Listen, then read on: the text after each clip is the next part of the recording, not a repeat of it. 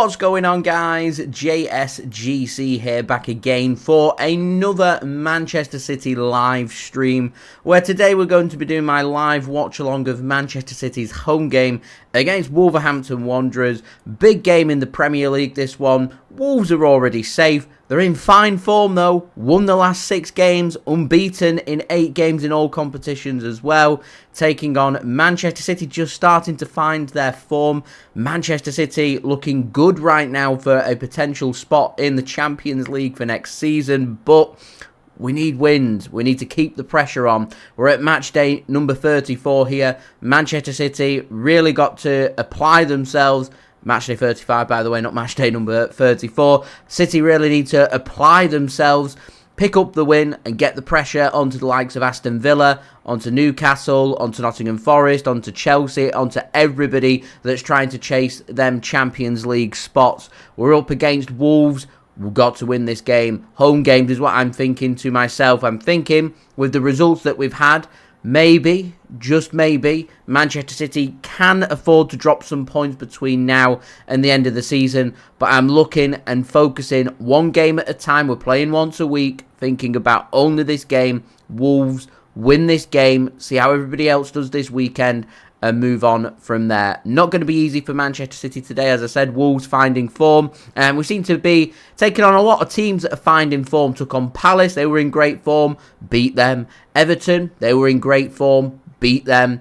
Aston Villa, they were in great form, beat them as well. Nottingham Forest, their form, not too shabby as well. Managed to beat them last weekend at Wembley to get ourselves into the FA Cup final. So we're still looking towards some success for the end of the season. Remember, that success looks like Manchester City qualifying for the Champions League and winning the FA Cup. That is our aim. That's what we're pushing for. That's what we're trying to make happen. And this is going to be a big game in going towards achieving them goals. So really big game. Should be a good game of football as well. Wolves are more than capable of taking the game to City and causing some problems. They may have nothing to play for as they're already safe, but they'll want to finish the season as strong as possible, take some momentum into next season, going with a really strong lineup. They want to spoil the party. City have really got to be careful of that today in this game. So before I do crack on with this live watch along, make sure, like always, if you are enjoying the content, do subscribe to my channel. It is free to subscribe. We're aiming now for 43,000 subscribers, less than 700 subs away, so any help towards that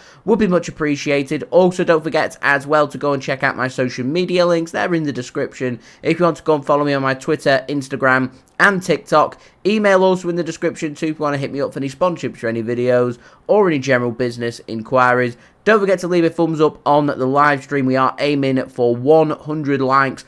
Already making a good stride towards that. We're now 88 likes away from 100. So any help towards that would be much appreciated. And we've got the live chat rolling as well, so do go and leave your thoughts in there. We've also got the poll in the live chat as well about who do you think is going to win today's game. Already got 30 votes in, 93% going with a City win, 7% with a Wolves win, and 0% going for a draw at this moment in time. Heading to the live chat, we've got Tambi in the live chat, much appreciated. Thank you for tuning in. All Things Football, welcome once more for tuning in, much appreciated. Jarvis as well, thank you for tuning in. Says, is the unction again? I don't know what unction is, so please enlighten me, my friend.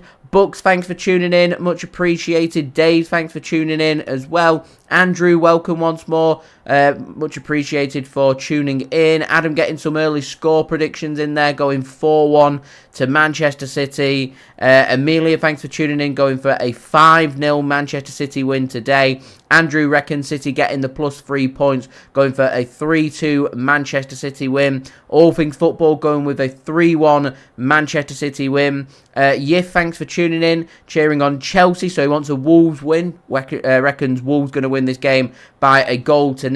Lafarbo Jack, thank you for tuning in, going for 3-1, I presume there to Manchester City. Bucks reckons 4-0 Manchester City, keeping a clean sheet with this back four. Abhishek, thank you for tuning in, reckons Omar Marmoush grabbing a hat-trick today. BTM, thank you for tuning in, much appreciated, going for a 3-1 win for Manchester City today. And All Things Football says the unction refers to all the old players, aka Ilkay Gundogan, Kevin De Bruyne, Bernardo Silva, etc, etc, Kovacic as well. I've heard the term unk. Obviously I think it's a short reference to uncle. I don't know what unction is. I've not heard of that before. So yeah, thank you very much for enlightening me there. AEP, thank you for tuning in from Turkey.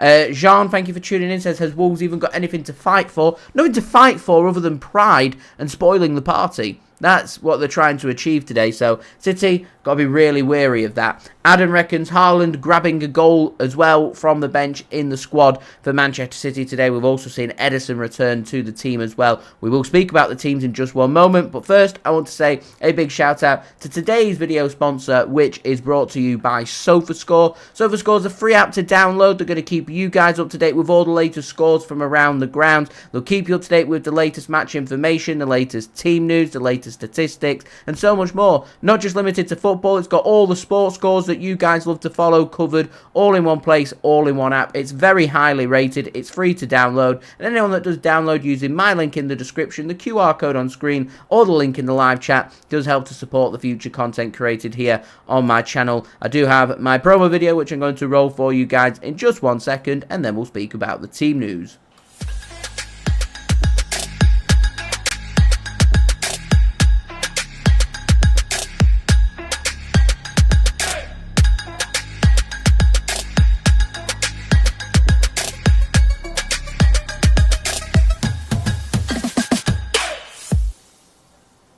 And a big thank you to SofaScore for sponsoring today's video. Lafabo says he's tuning in from South Africa. We've got South Africa in the room. So welcome. Thank you for tuning in. Where's everybody else tuning in from today? Do let me know in the live chat along with your score predictions. So having a look at this game, Manchester City currently sitting in 4th place. A chance to go 3rd once more. Wolves sitting in 13th place. They've got a chance here to try and make some gains on mid-table. That's what they are competing for. Manchester City very much the team though with the permutations and something on the line heading into today's game. Now having a look at the match information for this game kicking off at 8 PM BST in 17 minutes time at the Etihad Stadium. Referee for today is Peter Banks, averages a red card every 0.15 games and averages 3.95 yellow cards per game. This game being broadcast live today in the United Kingdom. If you wanted to watch this game being broadcast live on Sky Sports. You will see an array of empty seats for the first 6 minutes of this game as the Manchester City's supporters groups and all of their campaign groups have gathered together to demonstrate another boycott. We saw a 9-minute walkout. I think it was during the was it Crystal Palace or Villa game? It escapes me which one it was. But they staged a walkout for Manchester City going into partnership with Viagogo, the ticketing company. The fans weren't happy with that.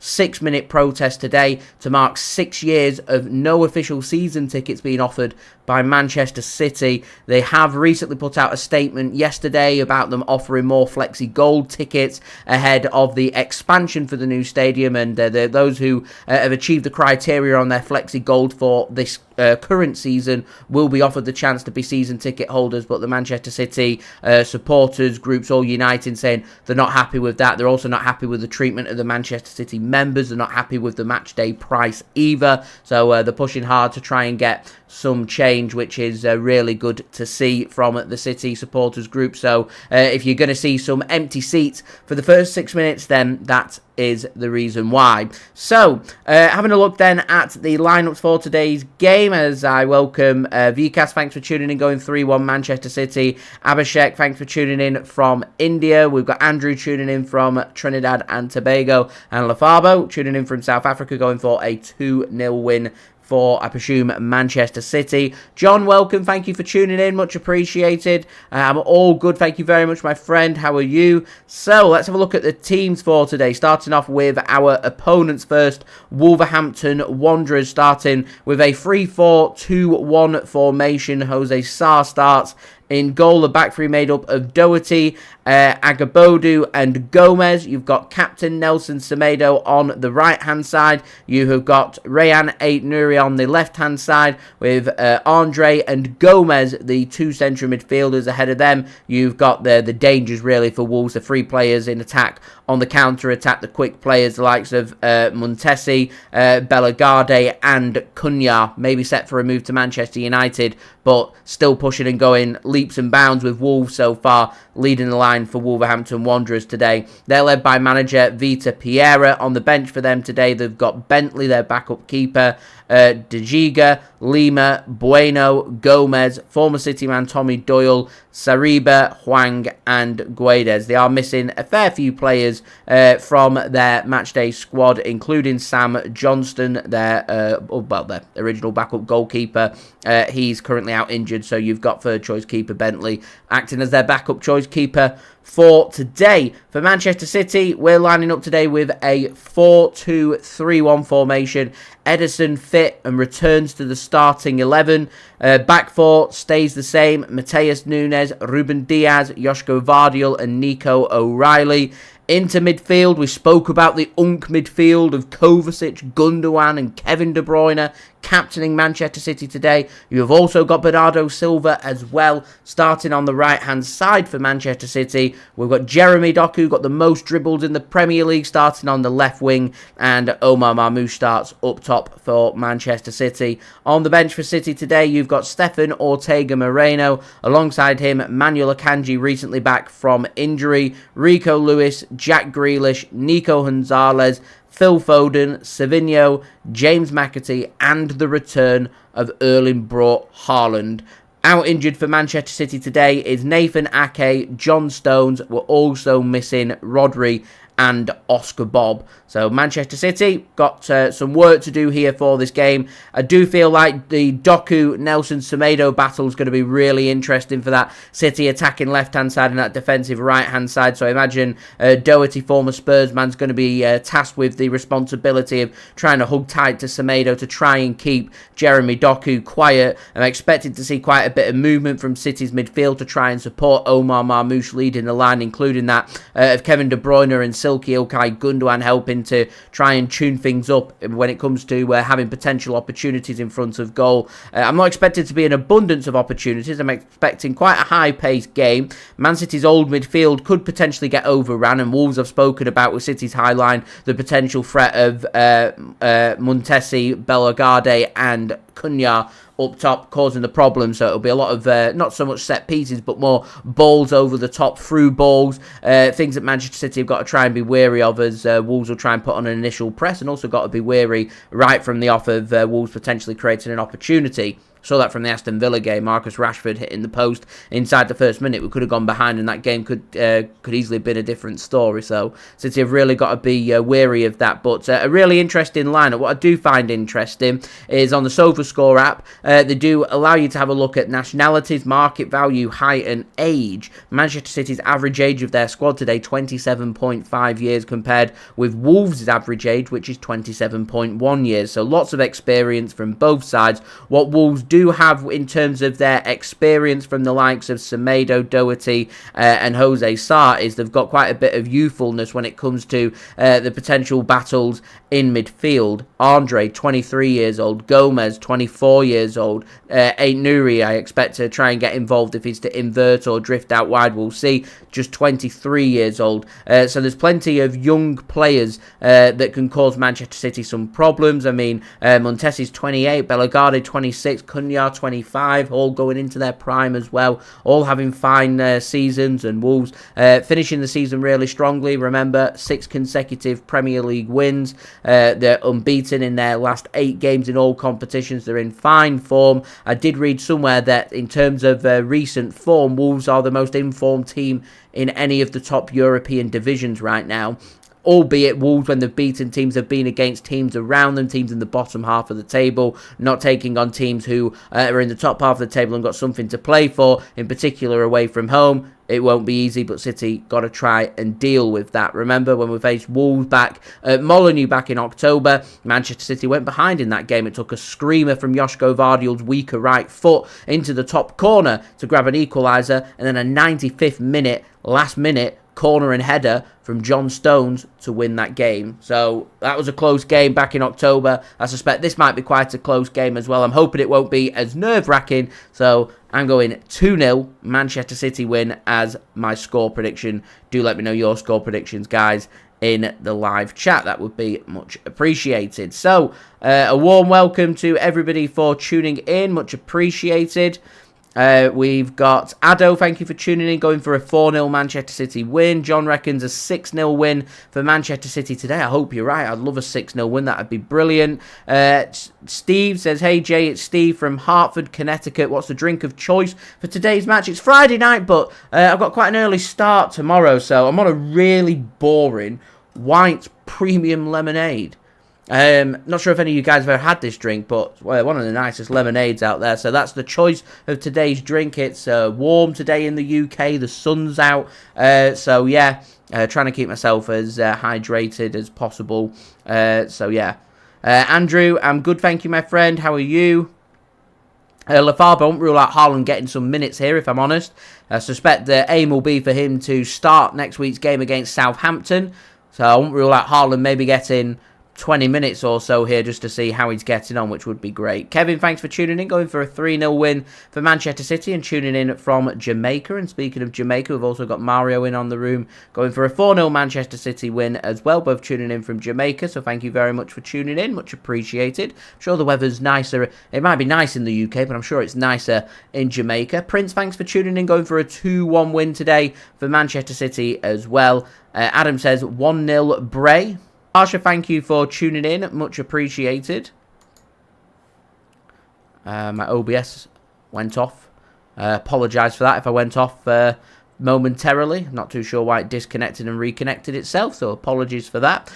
D. Harsha, thank you for tuning in. Says, I think Wirtz is going to Bayern. We're doomed. All that interest, it's a waste. Multiverse of Kevin De Bruyne joining Bayern in 2015. It's difficult when you sign players from Germany who are German. There's a big case in England that I feel like maybe over the last couple of years that mentality started to change, with more English players leaving England to go to the continent to learn their trade and basically try and prosper. Harry Kane, of course, playing for Bayern Munich, one example of that. So Eric Dyer today has confirmed his next move. He's leaving Bayern Munich as a free contract and joining AS Monaco, so staying abroad. Kyle Walker's currently at AC Milan. You've got... who else is there? Scott McTominay, a British player, plays for Scotland. He's doing really well at Napoli. So we're starting to see more and more of these English and British players leaving the island and joining other clubs abroad, whereas you go back 5 years, everybody was playing in the Premier League because they regarded the Premier League as the biggest and best league, and that's the only one they want to compete in. And sometimes it became a problem because you weren't getting players going out and learning their trade elsewhere with different styles of play, and that could be really useful when it comes to big international tournaments when following the England national team. I mean, you saw Jude Bellingham in full confidence because, you know, he's developed a bit of an ego since joining Real Madrid. That's the Real Madrid mentality. Some people call it a winner's mentality. Some people call it crybaby, sore loser, whatever you want to call it. But having a mixture of different styles and systems and personalities around the dressing room when it comes to international football can really help benefit that. Whereas Germany, for me, is still kind of got that similar mentality that Manchester City had.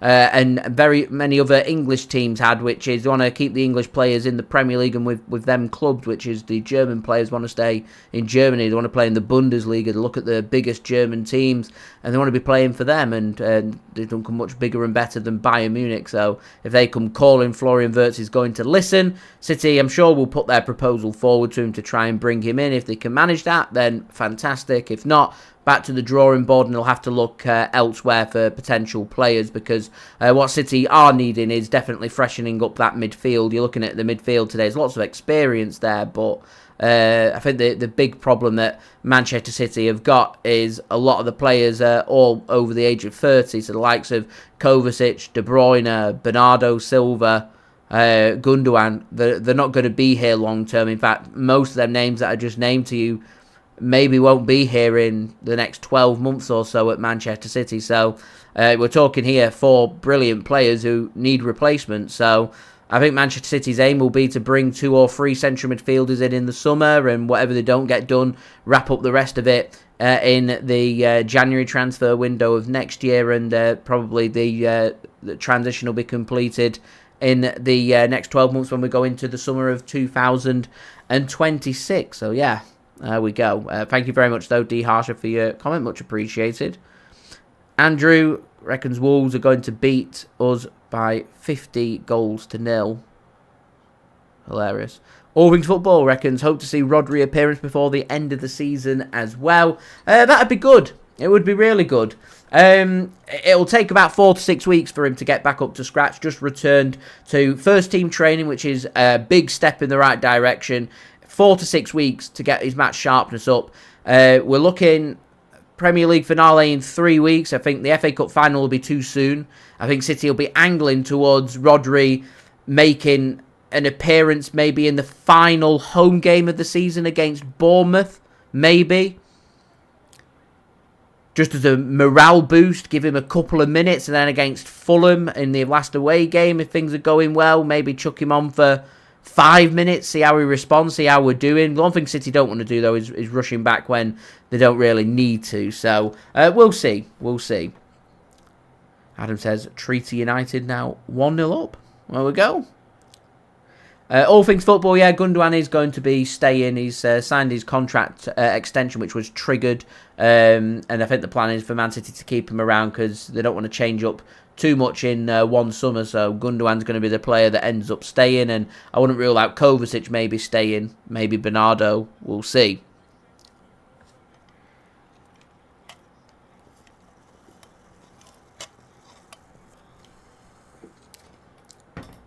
So, the players make their way out of the tunnel.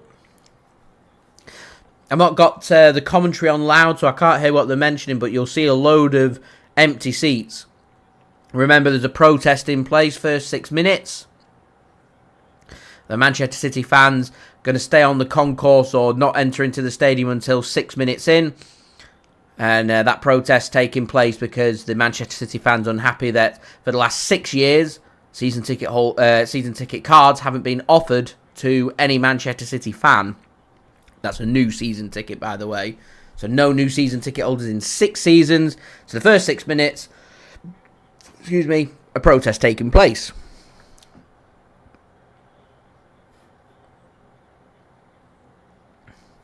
Lafabo hopes Haaland will get 10 minutes. I imagine he'll get some minutes today. I'm not too sure how much, but he'll get minutes. I'm certain he'll get minutes. So, don't forget, leave a thumbs up on the stream. We're now 80 likes away from 100. Any help towards that would be much appreciated. Do subscribe if you are new around here. Don't forget to leave your thoughts in the live chat, including your score predictions for today's game and also where you're tuning in from. Don't forget to vote on the poll. 88% of you guys now reckon City are winning. 10% with a Wolves win and 2% going with a draw for today's game. And don't forget as well to go and check out my social media links in the description. And also don't forget as well to leave your thoughts in the chat, and do go and check out today's video sponsor, which is brought to you by SofaScore. Remember, SofaScore will keep you guys up to date with all the latest football scores from around the grounds. They'll keep you guys up to date with all of the latest match information, along with the latest team news and statistics. Not just limited to football, it's got all the sports and information covered for everything that you guys want to go and follow. Rugby, cricket, darts, NFL, everything, it's on there, so do go and check it out. Very highly rated. It is free to download, and anyone that does download using my link in the description or the QR code on screen or the link in the live chat does help to support the future content created here on my channel.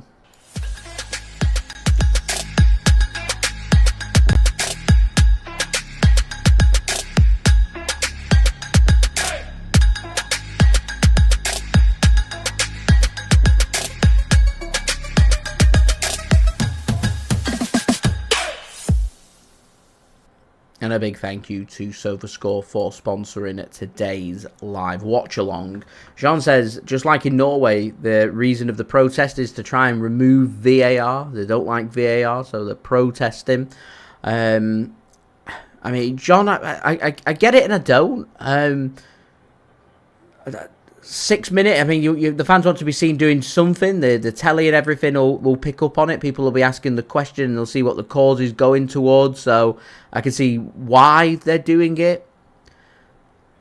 I'm not too sure spending them 6 minutes down on the concourse buying stuff from the food outlets and the bars in that 6 minute protest whilst the club gains even more money. How many people are going to squeeze in an extra pint in them 6 minutes? You'll be amazed, for those not from the UK, about how many people will be able to drink and get a pint down them in them 6 minutes. They will. So the club's probably making more money on the concourse from these protests. So yeah, here we are. Rightio then, we're ready and set for kick-off. Manchester City going to get us underway for today's game. It's going to be... is that Ilkay Gundogan? I think it's Ilkay Gundogan, yeah. Just waiting for the referee to blow his whistle. There we go. We do have kick-off for today's game. He's going to work the ball back to Ederson. So Manchester City playing in their home shirts, sky blue shirts, white shorts, navy blue socks. Wolves playing in all yellow today. Manchester City attacking from left to right. We're attacking the south stand first, with Wolves attacking from right to left, attacking the North Family Stand, where the expansion of the stadium is currently going on. Lefalbo, Rodri could be back. Yeah, match day 37. That's the Bournemouth home game, last home game of the season. I imagine that, they'll want to give him a couple of minutes so he can have a big ovation, but that game's going to be dedicated to Kevin De Bruyne because it's going to be his last ever appearance at Manchester City at the Etihad Stadium. So conflicting about what will happen. It may just be a case that we don't see him maybe until match day number 30. We might not even see him in the domestic season. We might not see him till the Club World Cup, and I wouldn't blame Manchester City if that was the case. You don't want to rush him back. As I said, it'll take 4 to 6 weeks for Rodri to get back up to pace, so he won't be back fully ready to go for another 6 weeks, which will see him ready in time for the Club World Cup, but not available for anything for the remainder of this domestic season. So, first minute, nothing to report on as of yet, just Man City knocking the ball around. First chance to get forward here, Nico O'Reilly. It's a heavy pass to Doku. Is picked up by Doku, though.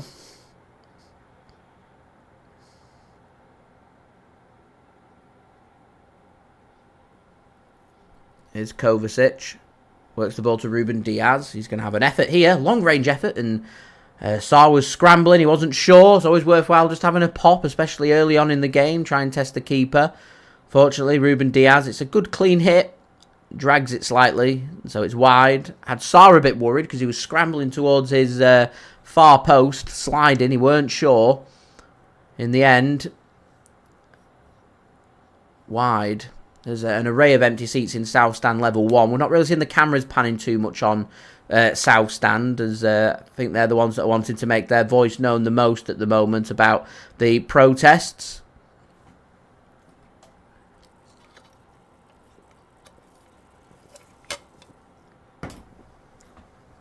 Last time the City fans were protesting, we scored.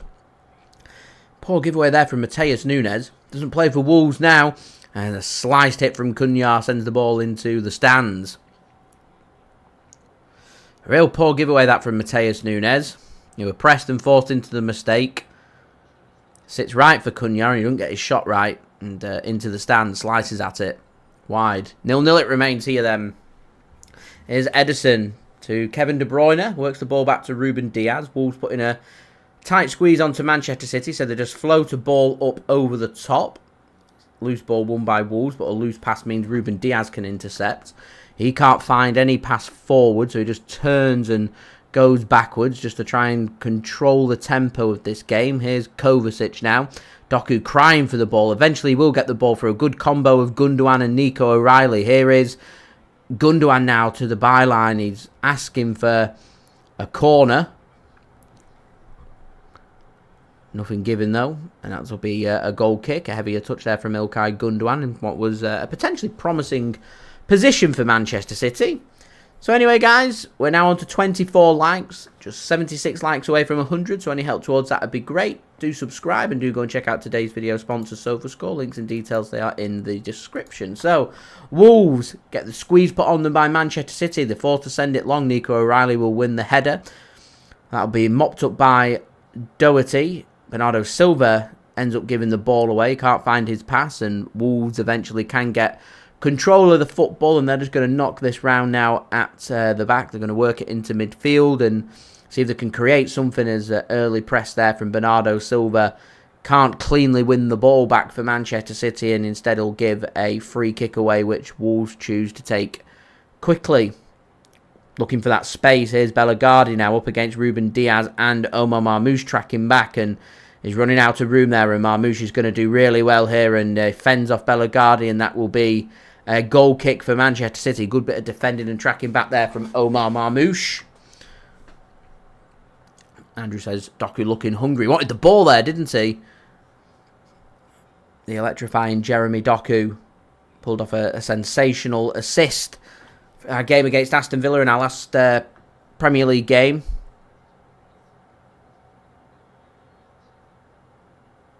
And that ball's gone out of play, and that'll be a throw-in for Manchester City. Just inside their own half.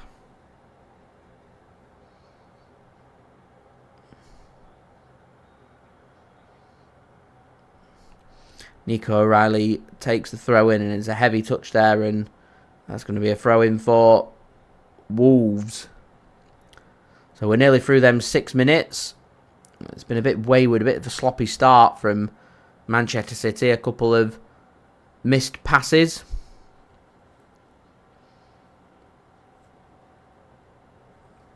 Tambi, hello, welcome. Thank you for tuning in. Kevin De Bruyne trying to put a bit of pressure there as Wolves just send a direct ball long, and it's caused problems. They've allowed the bounce, and Matheus Nunes can't intercept. And here's Cunha into a bit of space. Still Wolves, edge of the City penalty area, just knocking it round. And they're going to get themselves an early corner there, Wolves. Good play. As the 6 minutes end, and you'll see the fans start to stream into the stadium now. In the meantime, there's some defending for Manchester City to do from this Wolves corner.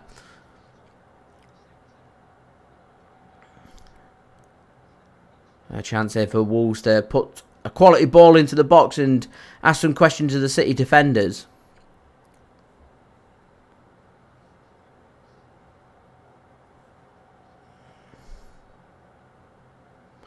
So a corner comes in from Wolves, and it's deep and misses everybody.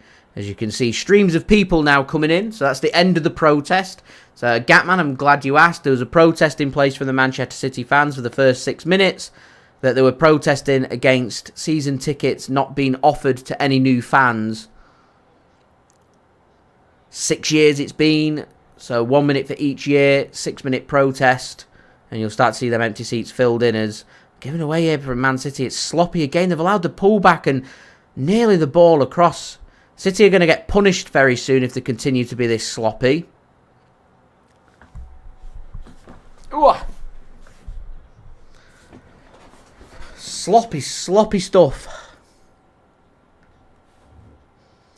It's not been a very promising first 7 minutes. City have struggled to get out.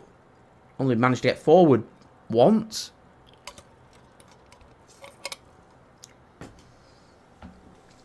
It's Wolves that look like they're going to force a mistake first.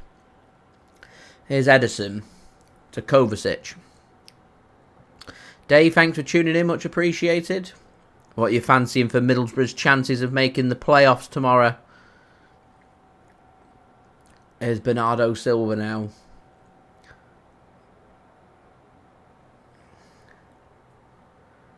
To Kovacic. Here's Nico O'Reilly now to Josko Gvardiol.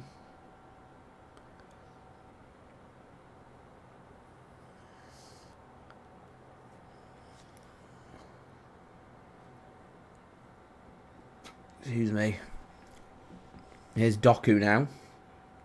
Finds Bernardo. Ball comes in. O'Reilly got himself in there. He does that a lot.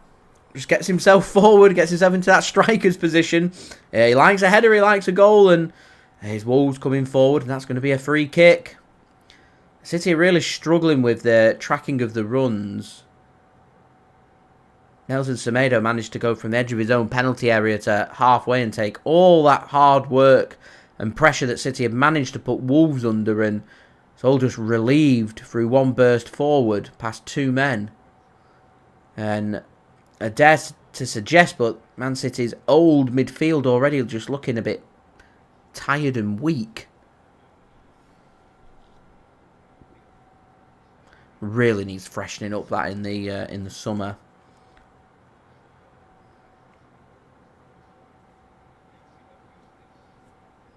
Ederson will pick that one up. Dave says, hope we lose 5-0 and get a new manager.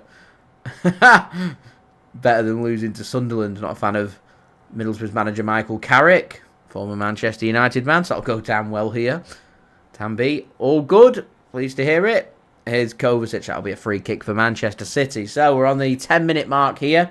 Don't forget, if you are enjoying the content, please do leave a thumbs up. We're now 68 likes away from 100. Any help towards that would be great. Do subscribe as well if you're new around here, and do check out today's video sponsor, which is brought to you by SofaScore. So a chance here for City to put something into the box.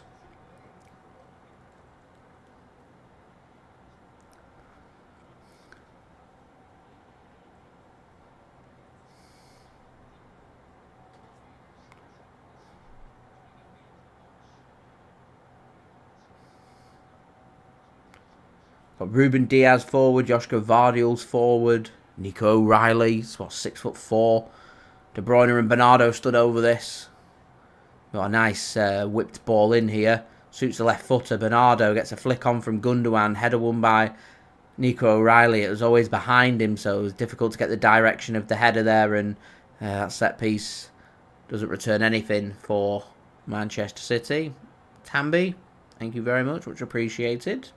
And pleased to hear that you're fine. Here is Wolves now. There's a kick in the heels. That should be a free kick, and it is. City players look a bit frustrated, but he kicked the heels. So, free kick for Wolves. Won by Gomes. I wonder if Wolves are going to take this one quick, or if they are going to take it quick. I was wondering if they might just have thought about maybe just putting a ball into the City box, but here we are. Adrian, welcome, says Bernardo's 400th game. He's been a cracking player for us. It might well be his final season at City. He's been a cracking player. I remember him ripping us to shreds with that AS Monaco team. That AS Monaco team was frighteningly good. Mbappe, Bernardo, Falcao, Sidibe, and Mendy. Yeah, frighteningly good.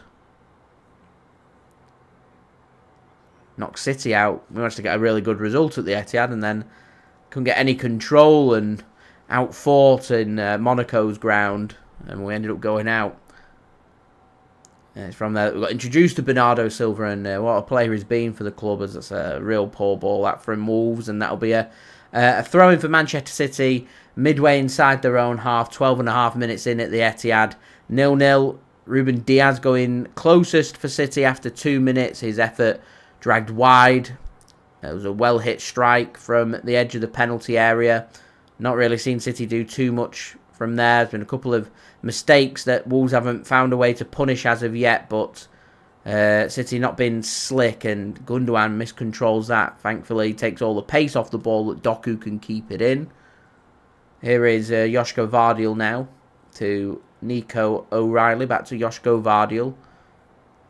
Does have Matheus Nunes to this right-hand side. He picks Matheus Nunes out. Here's Bernardo Silva. City just trying to get Wolves to come out to play and leave a bit of space. And there's De Bruyne. If there's anyone that can find that space, it's De Bruyne. That's a lovely whipped ball. Good idea that from Matheus Nunes. And not too far away. Well read from the keeper. City player manages to nick ahead of that. nip ahead of that, and it had been left in no man's land, and it would have been 1-0. City, thanks, and Leeds channel, thanks for tuning in. No, it's not been City's best performance, to be honest. Looked a bit lacklustre, a bit slow, a bit sloppy. Sean says City can call themselves a second half merchants, just like their local team here in Norway. We grow into games. I always feel like we're most vulnerable in these first 10 minutes, and now we're just starting to get it to link up a little bit more, find a bit more space, finding Doku. Can he make things happen? He's being tag teamed. Always two players around Doku to try and deal with his scintillating burst of pace and his excellent dribbling skills. Here's Ruben Dias now to Matheus Nunes. Back to Ruben Dias once more. Matheus Nunes nearly miscontrolled that. He's going to get dispossessed here, though. What space can Wolves find? Oh, it's well kept in. Oh, it's a good pass as well. Oh, Kovacic should have found the interception. They've got themselves a free kick instead. Wolves are just out here having fun.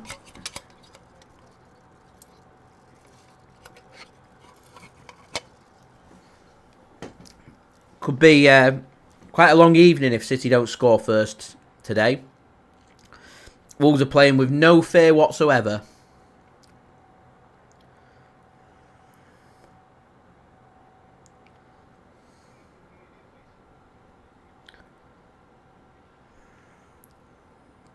Here comes Wolves then. Direct pass forward. Nice burst of pace there from Cunha, but should be intercepted by Ruben Dias. And here's Matheus Nunes will find Ederson. And he'll find a pass to Nico O'Reilly. Here's Gundogan. Drops a shoulder, finds a bit of space. Slows that tempo down. Here's Matheus Nunes coming forward now. You've seen Omar Marmoush switch to the right wing. He wants that direct pass to come in there. And Matheus Nunes and Marmoush are just never on the same wavelength there, and it goes out of play. Matheus Nunes getting a bit of a stick from the Wolves fans, former Wolves player, of course. I think he was only there for a season before City brought him in. Signed him for over £50 million.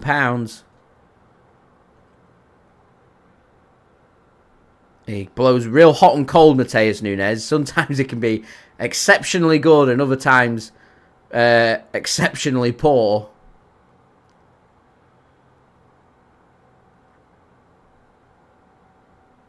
But I feel like he's started in these last, maybe, I'll go second half of the season. He's looked sharper, he's looked better, in my opinion. Here's Doku then. Chance here to take on Semedo, and does. Gets a ball across. Doesn't beat the first man. Only as far as Josko Gvardiol. Remember, he scored that screamer at Molineux. So, he's got that in his locker, and Wolves have got to be careful of that. Here's Ruben Dias. Bit of a different role for Josko Gvardiol today. First half of the season, he was given a lot more freedom to get forward, playing on that left-hand side. A little bit like we're seeing from Nico O'Reilly, but in terms of him now playing as a centre-back partner in Ruben Dias, he doesn't have as much of a chance to be able to get forward and do things, basically. Scored quite a few goals in that first half of the season as well. City and Leeds channel going for a 2-1 win for Manchester City. Tambi, City, it's not been electrifying.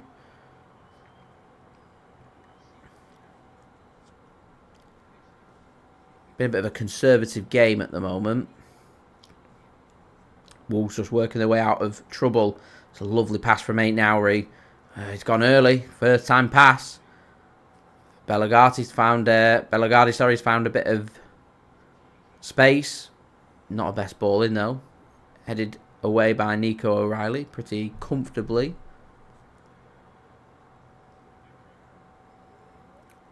And worked a lot to this left-hand side by Wolves.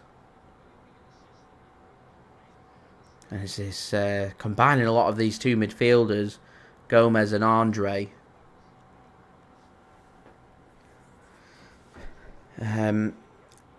Ait-Nouri runs into a bit of a problem, and De Bruyne is dispossessed. And there's that combo of Gomez and Andre, and not the best ball forward from Wolves. Nico O'Reilly should deal with that. He's not the best ball from Nico. And that's intercepted by Rayan Ait-Nouri. Work now to Nelson Semedo. On this right-hand side, edge of the City penalty area. Ball goes into the box. Bernardo Silva's back. Going to fall quite nicely for Andre. He wants a corner. He's not going to get one. Adrian, yeah, scruffy, sloppy start. It's not been pretty. It's not been a good 20 minutes. A scrappy game, or a game that I think Wolves will be pretty happy with. That's what City have to try and deal with.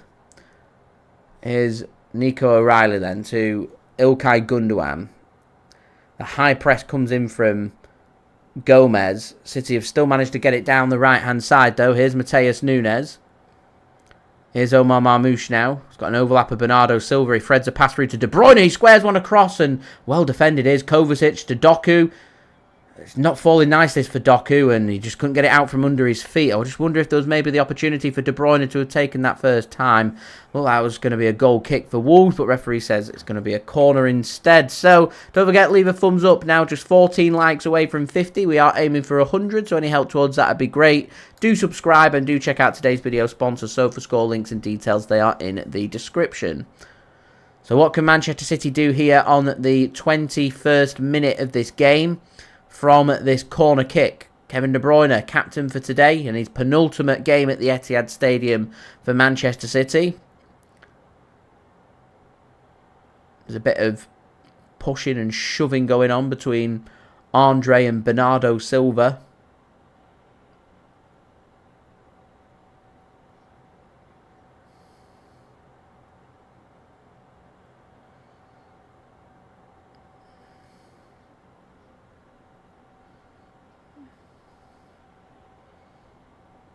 So, Kev to take.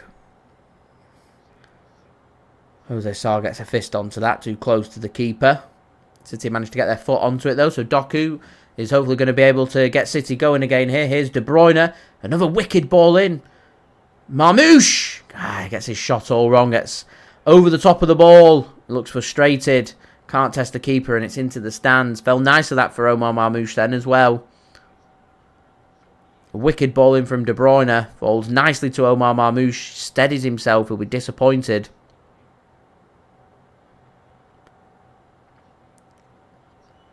Got to keep them down. Might even be better maybe putting them into the ground, shooting into the ground and seeing if you can get some deflection or something.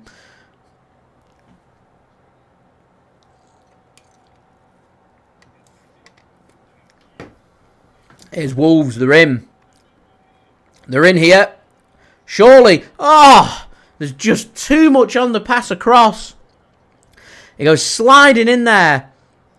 It's a wicked counter-attack. City fully exposed. Wolves they were lining up. They were lining up.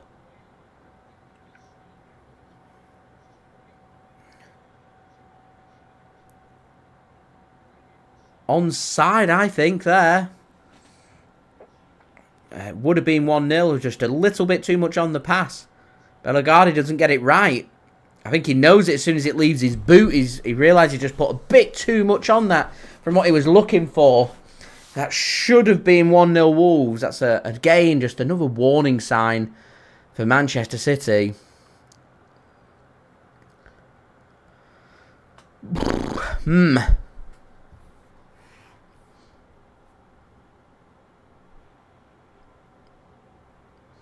That ball just pinged in towards Omar Marmoush. He gives a thumbs up because it's not quite accurate. This is a pensive start from City.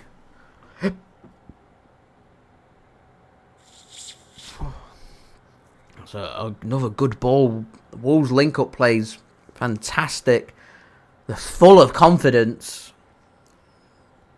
They've got a bit of a swagger about them. They're just knocking the ball around. It's an excellent defensive line that held by City to catch him just half a yard offside.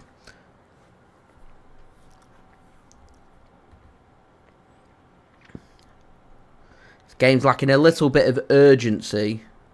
I don't know if the City plan here is just to try and tire Wolves out, but they might not have anything to play for the season. I don't think motivation's a problem here for Wolves. I think they're just very much looking for something to put a stamp on. And that's good from Doku, real good from Doku, and he's dispossessed, and that'll be a throw-in for Manchester City. Doku's gone down and stayed down in a bit of pain. It looks like his shin that he's feeling there, in a bit of pain.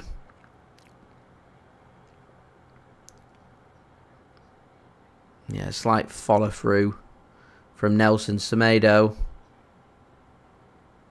Doku just feels a bit of pain. I think he'll be okay. Yeah, back on his feet, he's fine. Run it off. Here's Matheus Nunes. Just works the ball back to Ruben Dias.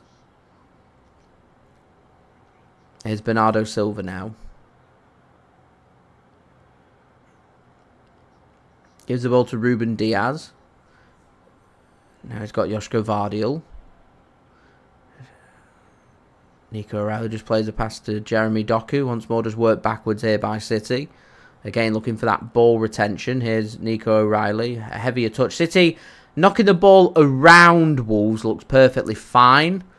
Once it gets into the middle of the pack, heavy touches, surrounded by players, struggling a little bit. Here's Omar Marmoush. Hopefully he can be the player that gives us a bit of directness. Really good play that from Wolves to dispossess Omar Marmoush. And that's going to be put out of play so Marmoush can feel and have a bit of treatment. I think he's just got a whack on the back of his neck. Just right near his ear.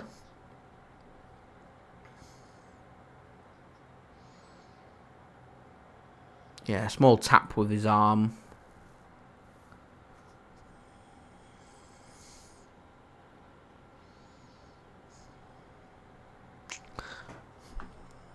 Anyway, City give the ball back to Wolves, and Wolves will get us back underway again. So 26 minutes in, 0-0.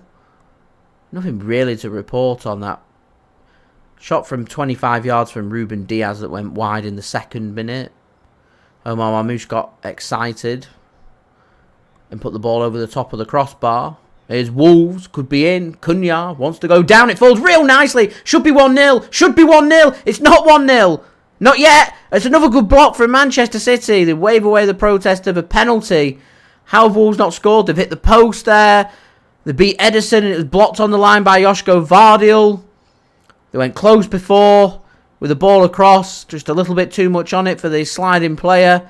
City at 6s and 7s really struggling. Like they initially dealt with a Cunha threat and then an effort from Rayan Ait-Nouri. Twice he has a bite at it and twice couldn't find the back of the net. It's the post first time. He's unlucky on the second attempt. He beats Ederson and it's a block from Josko Gvardiol that ensures that this game remains 0-0. Corner though, more danger for City to deal with and Wolves very nearly get on the end of that. In the end, goes all the way out of play for a goal kick to Manchester City. City need to wake up here. Seriously need to wake up.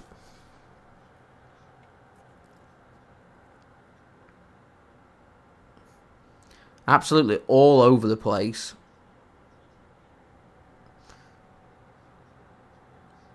Montesi, Cunha, Bellegarde causing all kinds of problems.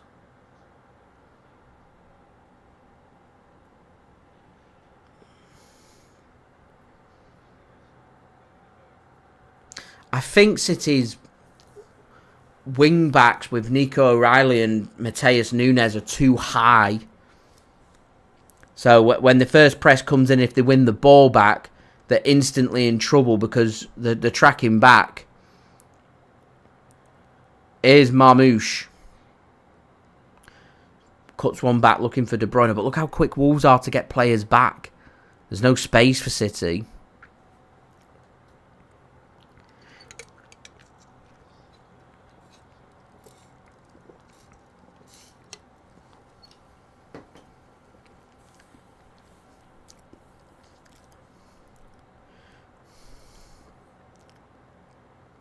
Here's Josko Gvardiol then to Nico O'Reilly. Gundogan to Josko Gvardiol. Here's Kovacic to Kevin De Bruyne. Here's Jeremy Doku now.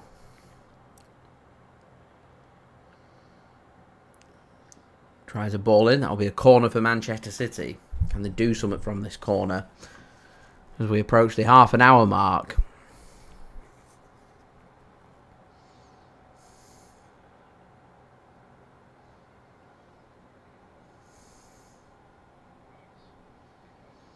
So De Bruyne to take.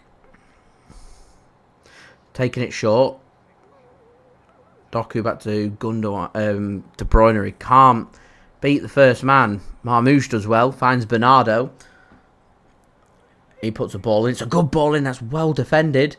Josko Gvardiol can't win the header on Matheus Cunha, and he'll find Bellegarde to push the ball forward. They run out of room for the first time, Wolves. It's taken them 29 minutes to run out of room.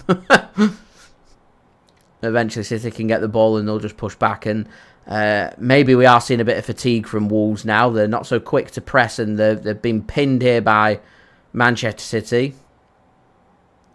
Here's Matheus Nunes to Bernardo Silva. I think City are being a bit slow. Adam reckons maybe Savinho on for Gundogan, move Marmoush up to the middle. I feel like this is one of them games that would really suit some pace. So someone like Savinho could really cause some problems. It certainly might help try and keep Rayan Ait-Nouri back, because he's the player that's causing a lot of problems, popping up all over the pitch. So if you've got a right winger that's going to keep him occupied, it might be a good outlet, as a through ball aimed for Kevin De Bruyne nearly works its way forward all the way to Ilkay Gundogan. Jose Sar's quick off the mark, and he plays a long ball forward to Cunha, gives his thumbs up. Right idea. Not quite the execution, but not far away. So we do hit the 30-minute mark. So don't forget, leave a thumbs up. Now just 12 likes away from 50 likes. Any help towards that would be great. Do subscribe. And do go and check out today's video sponsor, which is brought to you by SofaScore. Links and details there in the description. Here is Jeremy Doku then.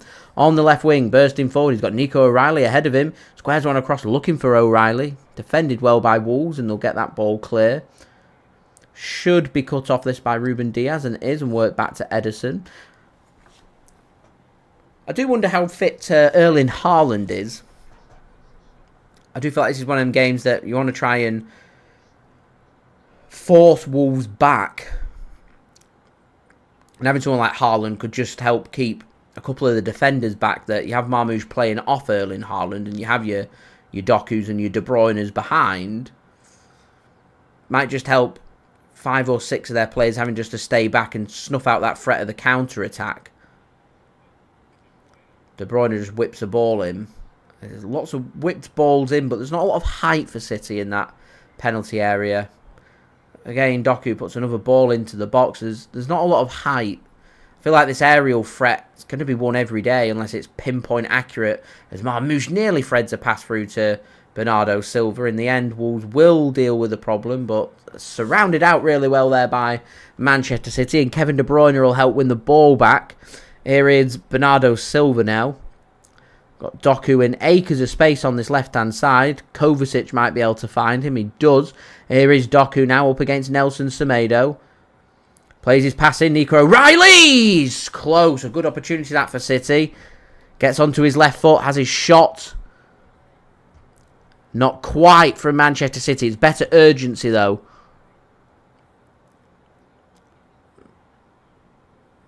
Not quite the execution from O'Reilly. And again, another shot comes in. As a corner was worked from City. Must have taken a touch from the keeper, and Kovacic can't test the keeper. It's just blocked, and that'll be a free kick for City. Ruben Dias takes quickly. Here's Bernardo Silva. City want to get on with this. Matheus Nunes now. He's got Kevin De Bruyne as an option. Matheus Nunes is just going to float one across to Jeremy Doku on the left-hand side. Here's Josko Gvardiol now. It's going to be worked back to the right-hand side. He plays the ball to Kevin De Bruyne. Good, lovely, pinpoint, accurate passing this from City. De Bruyne floats one to the back post. Doku can't get his shot sorted, but he's still got control of the football. Tries to whip a ball in, headed clear. Only as far as Ruben Dias. He just chips a ball up. Finds De Bruyne, a lovely touch from Kevin.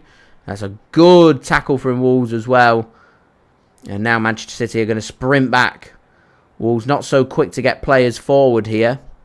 Going back to what I was just saying a couple of minutes ago, I just feel like Wolves are feeling a bit of the fatigue of the first 30 minutes. Been real good stuff from them. Just lost half a yard of pace.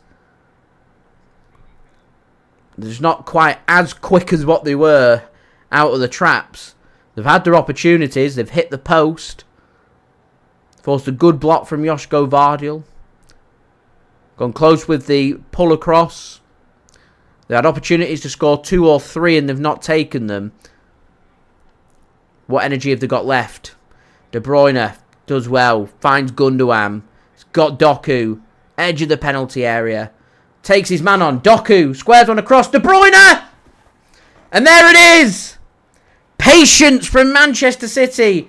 It is a virtue. And Kevin De Bruyne in his penultimate game at the Etihad Stadium gets the all-important opening goal of this game. And Manchester City lead here against Wolverhampton Wanderers by 1-0. And that could be a really big goal when it comes to Champions League qualification for next season. King Kev, come on. Good tidy finish. He just waits for the side foot. Boom, in it goes. Cool as you like. And we gutted to see him leave. City clearly thinking about the wage structure. That Kevin De Bruyne, one of the biggest earners at the club, will be leaving, and it'll be a shame. Good football that from Jeremy Doku, though. Good assist for him. The two Belgians combining. And Manchester City lead here by 1-0. He just waits for it, doesn't he? Just patient, holds his place, holds his foot. He knows where he wants it on his foot. And it's just perfect. In it goes. Coolly guides it. I think that's City's first shot on target.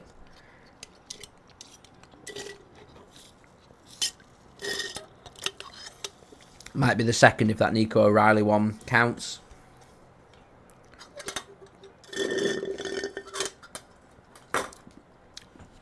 Hey, well, lovely stuff from Jeremy Doku. Mike, thanks for tuning in. Yeah, it's clearly Doku over the last few weeks been working on his end product. And I've said he'll be one of the best wingers in the world if he sorts out his end product. And there's definitely some end product there. And now we've got a really interesting 9 minutes. Wolves have just started to peter and tire. How do they respond? Manchester City, I imagine, will just be patience. Here's Bernardo. Gundogan. Josko Gvardiol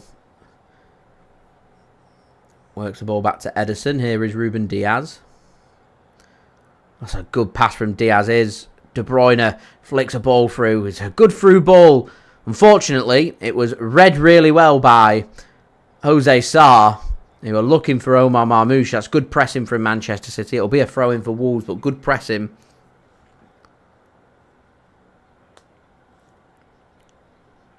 Dave, have a cracking day. An early start for Newcastle for the Magic weekend with his daughter. I'm sure you'll have a fantastic time.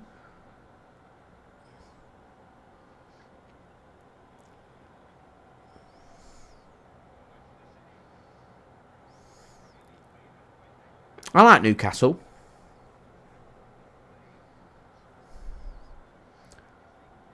Cracking little northern city.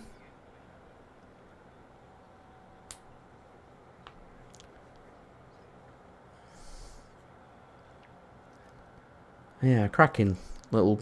It's not little, but cracking place. I recommend if anyone's ever in the UK and they wanted like a change of scenery. I'd recommend a visit up to Newcastle. Liverpool's a nice city to visit as well. Here's Wolves just playing a pass forward, cut off.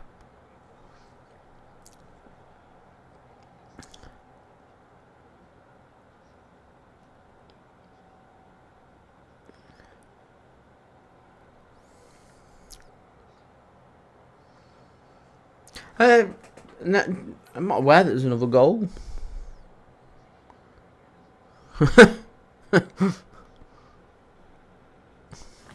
It's 1-0.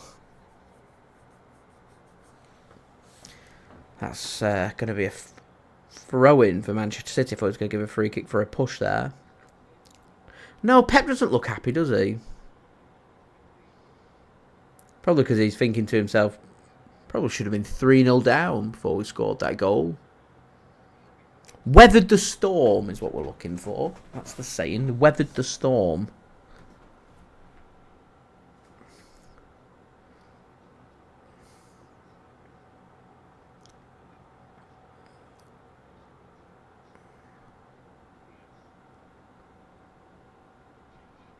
Here's Kovacic then. Works the ball to Jeremy Doku. Here's Kovacic now. City trying to combine them passes, but pushing the back there from De Bruyne. That'll be a free kick. Referee's going to keep his cards in his pocket. City have got to be really wary of that high line and being hit on the counter. Wolves are getting 3 forward at all times, and then 3 forwards are causing City some problems, so...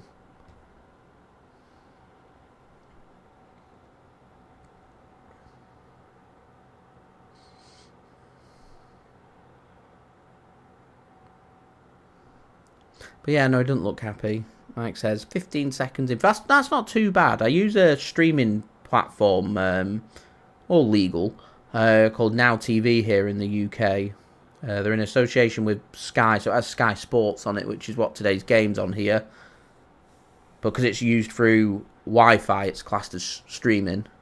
And if you're using Wi-Fi, there's a little bit of a delay. Amazon Prime Video has the same. Whereas Discovery Plus is also the same. But if you watch on TNT Sports, which is over here, I have a separate box. So that's always in real time. So if City are ever on TNT Sports or BBC One or ITV1, which are the free broadcast channels and stuff, anything used through mainstream, I'm always on time and on it. So no one will be ahead. But anything on Sky Sports, there'll always be a little delay. I'm not too fussed about that, to be honest. I mean, next week's game against Southampton, there'll be a live stream for that, by the way, if people are wanting to know. It's not been broadcast at all, so I have to use streaming online, so I mean, I could sometimes be a minute or two behind. There's not much I can do about it. They're always entertaining streams, though, when they're not being broadcast. I think they're entertaining anyway. Here's Jeremy Doku into the penalty area. Here's Nico O'Reilly.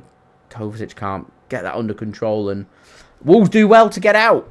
So we're just 7 likes now away from 50. Any help towards that would be great, guys. Do subscribe. Do go and check out today's video sponsor, which is brought to you by SofaScore. Links and details, they are in the description.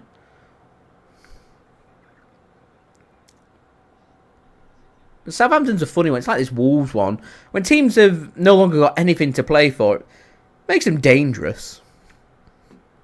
They play with freedom of expression. They can express themselves. And if you're a football player who's good enough to be in the Premier League, then you're clearly good enough. You've got something about you that you can do things and make things happen. So you won't be a bad player.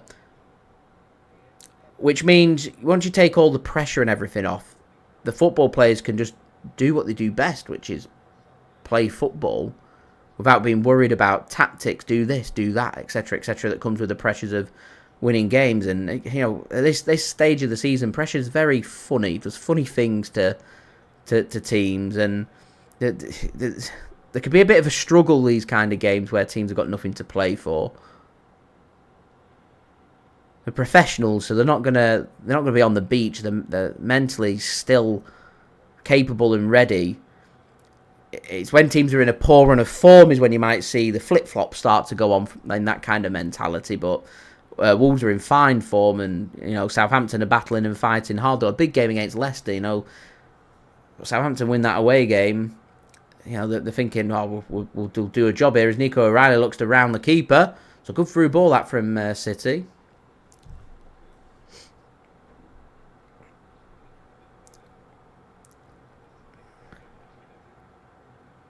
Wolves will send that one long. So, yeah, I find it's just easiest just to focus on a game at a time. Because we're playing once a week, it's a long time. I can't really think further ahead than today's game, and then we've got Southampton, and that's as far as it goes. It's, you know, we're normally so used to Premier League title races and competing with one team that we're just keeping an eye on one other team. You know, there's 5 teams competing for 2 Champions League spots, so each Premier League match day is going to be teams dropping points around us, so it keeps things very exciting, but also makes it quite difficult to track. That the easiest way to do it is just to do it game on game. So if we can win today, there's pressure on Villa in their game tomorrow, there's pressure on Chelsea, there's pressure on Newcastle, there's pressure on Nottingham Forest as well on Monday night away at Crystal Palace. So that's as far as it goes, and once them games have done is when we can start looking at the Southampton game for next Saturday. Again, we're up first. It's always an advantage. You play your games first, you win your games, pressure on everybody else. Here's Jeremy Doku then. He's causing all kinds of problems, our Jeremy. Here's Kovacic, has a shot blocked well. As we're going to get towards added time here, I imagine there might be a minute or 2 added on, especially with the 1 goal. Yeah, 1 minute. So, final minute here for Manchester City to navigate through. We're right on the edge of the Wolves penalty area. It'd be a great time to grab a second. Really would be a good time to grab a second. Seamus, thanks for tuning in. Yeah, it does look like it's going to be Diogo Costa that replaces Ederson. It's good to see Ederson back in the starting 11. I was worried that his season was done, but still here, fighting on all corners.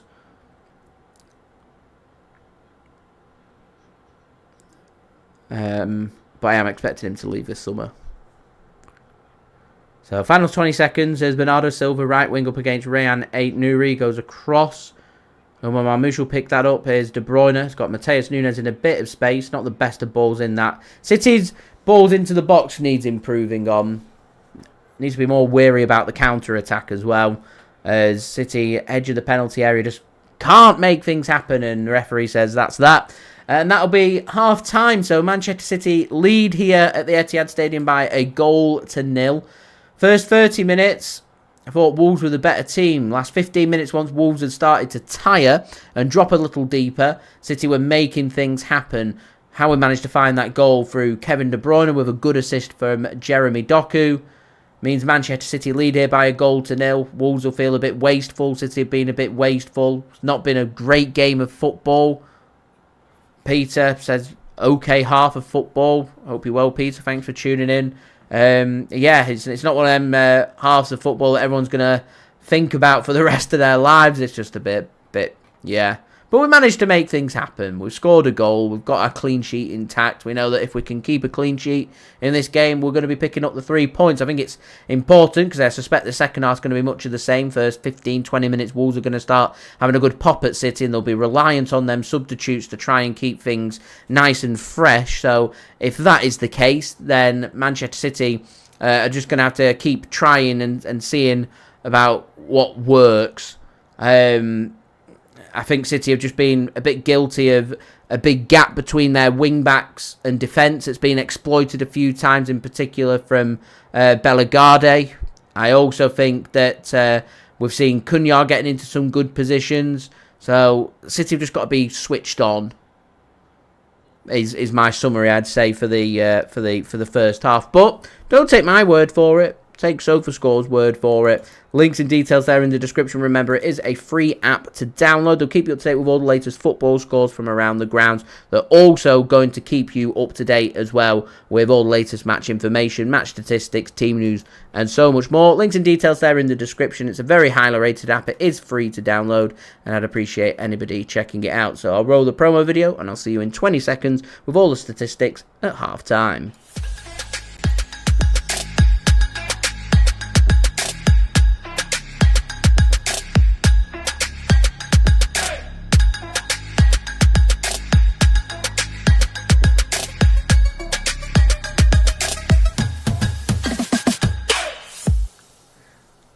And a big thank you to SofaScore for sponsoring today's live stream. So let's have a look at these statistics then. City dominating the possession. Don't think that's of any surprise. 66% possession compared with 34% for Wolves. 0.52 expected goal rate for City. Surprisingly, Wolves is at 0.4. That's some very big opportunities. Forcing a good block from Josko Gvardiol. They've hit the post. They missed that sitter, where it was a beautiful pullback across from Montesi. So yeah, they've had their opportunities. I'm surprised it's just 0.4. One big chance for City, one big chance for Wolves, 7 shots for Manchester City, 5 shots for Wolverhampton Wanderers. 2 shots on target from Man City, 1 from Wolves. Neither side, through 12 shots, just 3 on target, have been that clinical. The most important statistic, though, is Manchester City 1, Wolves 0, and that clinicalness coming from Kevin De Bruyne. City have had more set pieces. They've had more corners, 3 compared with 2 for Wolves. City have been fouled 6 times, so had 6 free kicks compared with 3 for Wolves. City have had more than double the amount of passes that Wolves have had. 327 for Manchester City and 166 for Wolverhampton Wanderers. In terms of tackles, Wolves have made more tackles. So, yeah. It's just been a bit of a naff first half from Manchester City. They've not been as fluent as what we've come to expect. And against a good team who are linking up really well with Wolves, they were expressing themselves really well. They've had the early opportunities. They've not taken them. And because they've not taken them, and City lead here by 1-0. City need to try and just stick with it. If we can score again, might see the Wolves' head drop. Remember, they've got nothing to play for, and I think it's them situational plays where if you can go 2-0 up in a game against a team that's got nothing to play for, then the motivation goes away and it all just becomes a job about, we're not getting anything from this game, we'll just move on to the next one and go forth from there. Just having a look around the grounds, there's a few games just knocking around in Europe. In Spain, half-time, Real Vallecano 1, Getafe 0. In Germany, in the Bundesliga, Heidenheim 0, Bochum 0. In Italy, in Serie A, in the 47th minute, Torino 0, Venezia 1. And in Ligue 1 in France, it's currently Nice 1, Rennes 0 in the 47th minute there as well. And of course here at the Etihad Stadium in the Premier League, Manchester City leading by 1-0. As Adam says, Shamrock Rovers in Ireland are leading by 1-0 as well. So that does mean that, as the live league table says, Manchester City climb back into third if we can take these 3 points. We'll go just 3 points behind Arsenal. Arsenal do have a 10-goal difference on Manchester City. Arsenal will be doing a full rotation this weekend ahead of their big game against PSG midweek in the Champions League. Got it all to do in Paris after losing in North London. But more importantly for Manchester City, 2 points clear of Newcastle, 4 points clear of Chelsea, 4 points clear of Nottingham Forest, who've all going to have a game in hand on City, but we've got a superior goal difference to all them teams, and also 7 points clear of Aston Villa, with Villa having 4 games remaining, with Manchester City having 3. So, yeah, if Wolves can end up winning this game, they can close the gap on 12th, which is Crystal Palace, and it's probably too much to do for a top half finish, but they'll definitely be looking towards motivation of wanting to finish over the likes of West Ham, Everton, Man United and Tottenham Hotspur as well. So, yeah. So, guys, don't forget, leave a thumbs up now. Just 1 like away from 50. Any help towards that would be great. Do subscribe as well if you're new around here. It is free. Also, don't forget social media links. They're in the description if you want to go and follow me on my Twitter, Instagram and TikTok. Email also in the description too if you want to hit me up for any sponsorships for any videos or any general business inquiries. Get your halftime thoughts in the chat as well. That would be much appreciated. And finally, do go and check out today's video sponsor, which is brought to you by SofaScore.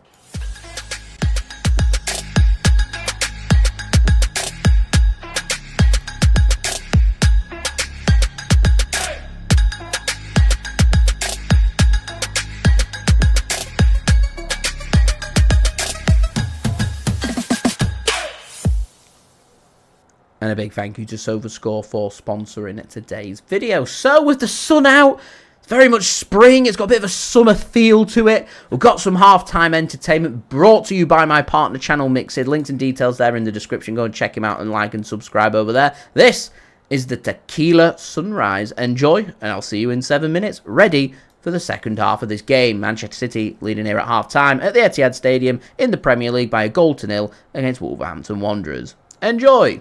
What's going on, guys? Mixed here, back again for another American cocktail. So this takes us into state number 7. Can you guess which state we'll be doing today? So for the state that we're going to do today, it's going to be the state of Arizona. So this makes it obvious what it's going to be. So when it's the state of Arizona, just have a think which cocktail it might be. It's going to say, as I will tell you right now. So what we're going to do is the very famous Tequila Sunrise, which originated in Arizona, funnily enough. You think it'd be a Mexican cocktail, because for this cocktail, it's based off the Arizona sunrise. Because that's where it gets its name from the Tequila Sunrise. Because they're supposed to look like the Arizona sunrise. How it's going to say like a pinkish colour. Because it's a very fascinating drink, because it's really, really interesting and quite an interesting story, which I will tell you right now. So the Tequila Sunrise is created in the 1930s by a bartender called Gene Sullert. As the original Tequila Sunrise was created in the Arizona Biltmore Hotel. Although the original recipe is much different to what it is now, as it's changed a lot, as the Tequila Sunrise has changed a lot over the years, because especially with the original ones, it had creme de cassis and soda water, so it tastes very different to what we're going to make today, as I like the sweeter version, because there's a couple of bartenders recreated this one, I think it's in the 1970s when it switched to the sweet side of it, which we know today is OJ, tequila and grenadine to create the sunrise. So the original one, like I was saying, is tequila, creme de cassis, lime juice and soda water, so much different, and the name was inspired by the classic Arizona sunrise, which again I stated as is a dark to light fading pink. Because I have actually been to Arizona, because if you know where the Grand Canyon is, that is where it is, because that is based in the state of Arizona, the Grand Canyon. But I've never actually seen the sunrise in Arizona. So in the 1970s, a couple of bartenders did amend the recipe to give it the sweeter edge and the form of grenadine and orange juice, which we know it to this day as it is stuck ever since. But that, my friends, is the history of the Tequila Sunrise, as I make this very famous drink, and this is the state number 7 in our American cocktail series. So this is Arizona. Let's make this. What you want to do, guys, is get your shaker and put in 45 ice cubes. So put your lid to one side. As you can see, we've got the glass already pre-prepared, so we're using a highball glass, fill it with ice and put to one side. So the first ingredient to the tin is 4 ounces or 120 ml of orange juice or OJ.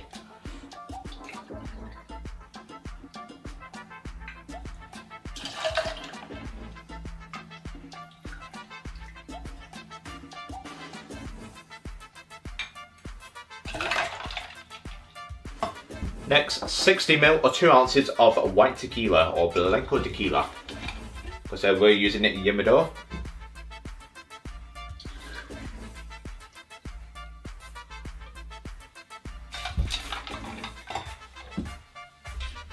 Put your lid on, now give it a good hard shake, 8 to 10 seconds, get nice and chill.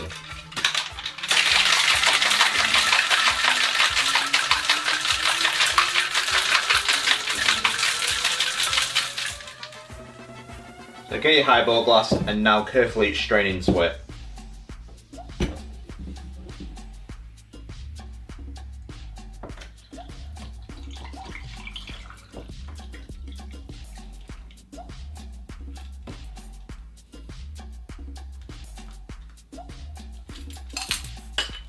So as you can see, it's got a nice yellowish colour.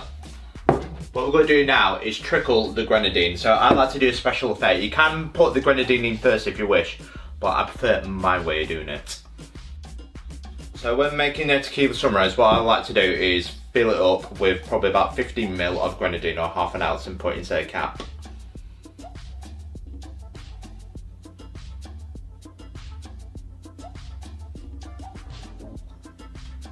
And what we're going to do now is just slowly trickle it into the glass.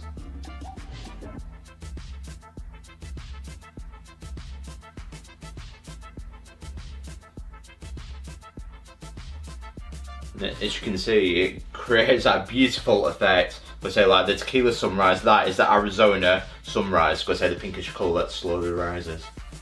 And the final thing to do now is to garnish it. So what we're going to do now is add an orange slice. Of course, we'll finish it off with a cherry. And there we go, one tequila sunrise. Doesn't it look absolutely beautiful? It looks beautiful. That is my way of doing it. You don't have to do it my way. You can add in the grenadine first if you wish to do it that way. But that is my way of doing it. I like to trickle it to create the sunrise effect. So there we go, my friends. One tequila sunrise. It always hits the spot.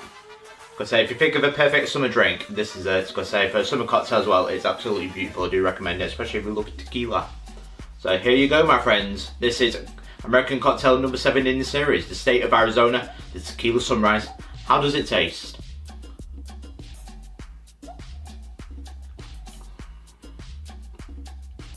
Beautiful as always.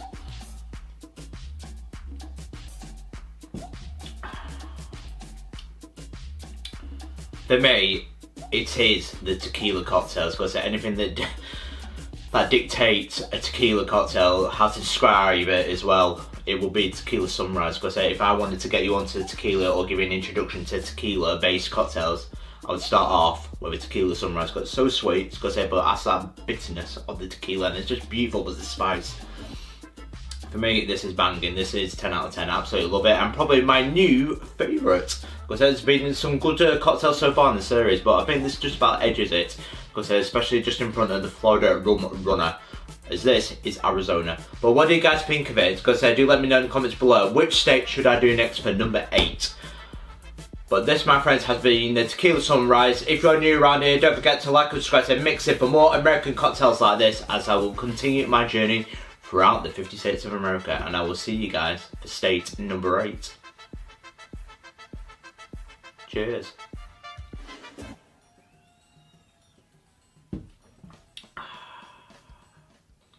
The weather may be disappointing, but this is the perfect summer drink.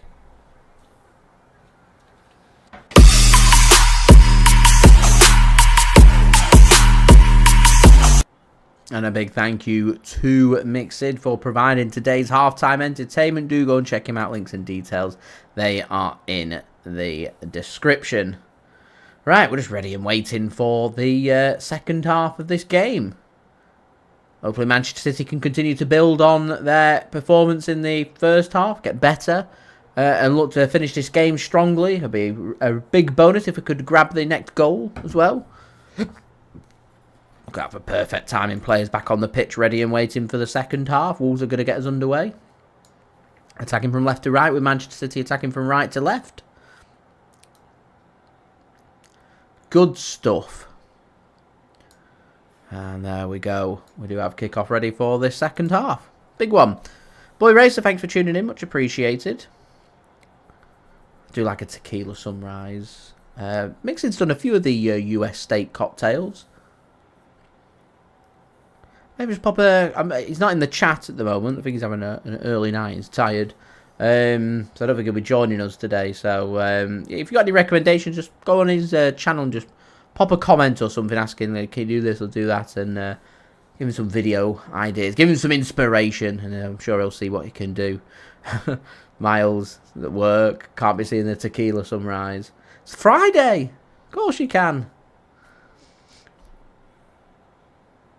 Is this City's first Friday night game of the season?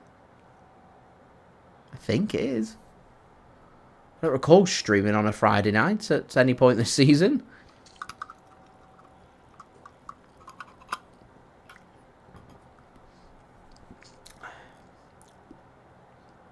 That lemonade's good stuff. I've grabbed myself a second can for this second half. Here's Marmoush. Might fall quite kindly this for City, you know. De Bruyne gets it to Matheus Nunes. It'll be interesting to see what Pep and the analysis made of Manchester City's performance in that first half and what they're going to try and chop and change heading into this second half. As we're now more than halfway to our 100 liked goal. We're now 46 likes away from that, so any help towards that would be great. Do subscribe and do go and check out today's video sponsor, SofaScore. Links and details there in the description. Prince, thanks for tuning in, says that's a superb goal. One more year for his contract for Kevin De Bruyne. Still in form. I think we all wanted him on another year. I just don't think Kevin De Bruyne was that keen on coming down on his contract. He has said that... that's an excellent tackle, that from Kovacic. Wow. He said that City haven't sat down and spoke with him and have just let him know that they want him to leave. So City think that this is the right time for him to go. I'd have sat down and said, look, we can't keep you on £400,000 a week. It doesn't work. How about 12-month extension at 300,000, and if you're willing to do an additional year on top of that, we'll drop it down to 200,000, but you get to stay in Manchester for a couple more years at City is probably what I'd have been offering. That coast Kevin De Bruyne past the World Cup next year.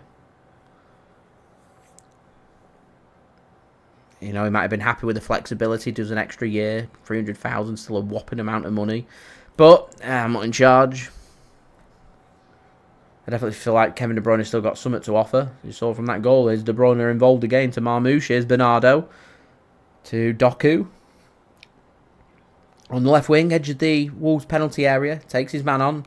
Tries to get one past Nelson Semedo. Intercepted well by Wolves, though. They might be able to put the foot through this as Nico O'Reilly slides in and he'll make the interception, and the City fans show their appreciation there to Nico O'Reilly, ensuring that the long ball can't come forward and won't cause City any problems there, and instead it will be a throw-in for Wolves right near their own corner flag. Nelson Semedo then to take this throw-in for Wolves.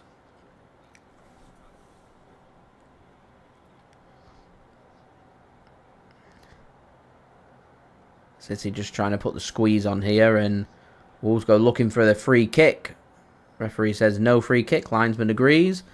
And Manchester City can have the ball back, and they'll just knock this round and look to just try and push forward. Here is Ruben Dias then for Manchester City. Omar Marmoush looks disappointed once again, just making that direct run, and the pass never comes as through ball comes in, looking for Kevin De Bruyne. The through ball too hard, and that'll be a goal kick for Wolves, which Jose Sar's going to take.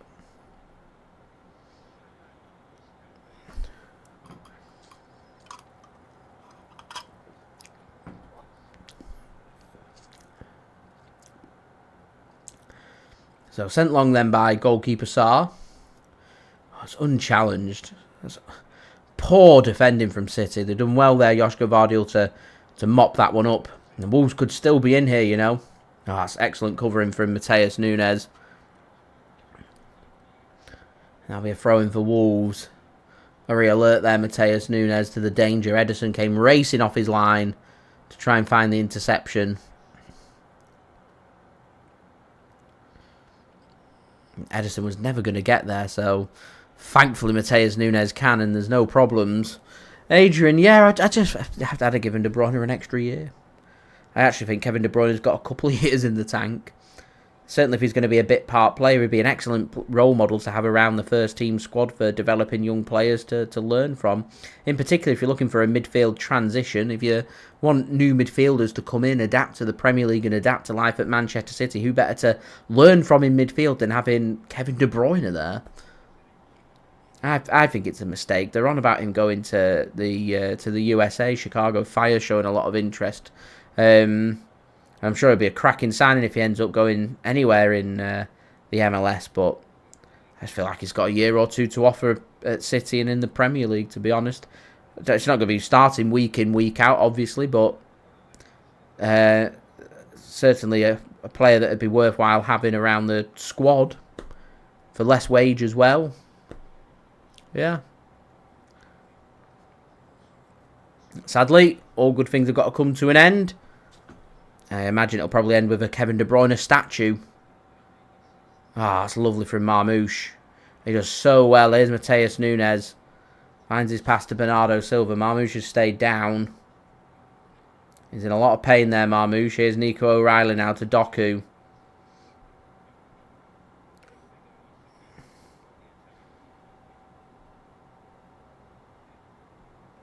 Through ball comes in. Marmoush has gone back down again.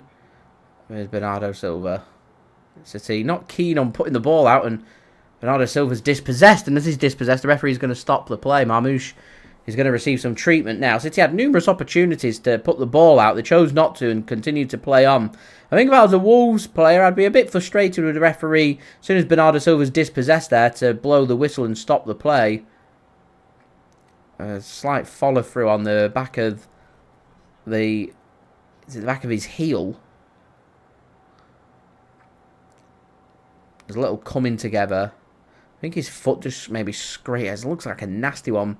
Right near, it looks like it's right near his metatarsal, that.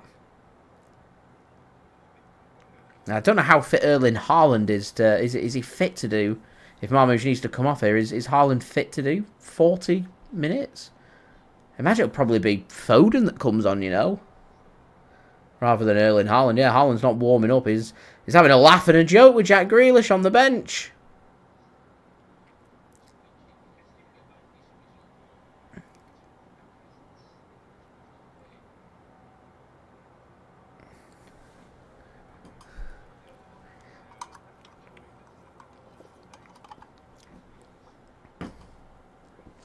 I think that's Rodri just behind Haaland.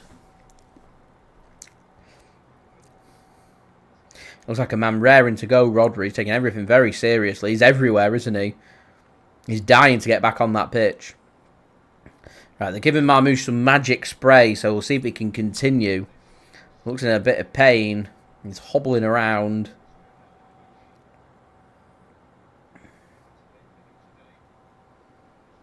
Physio's just asking, what's he thinking here?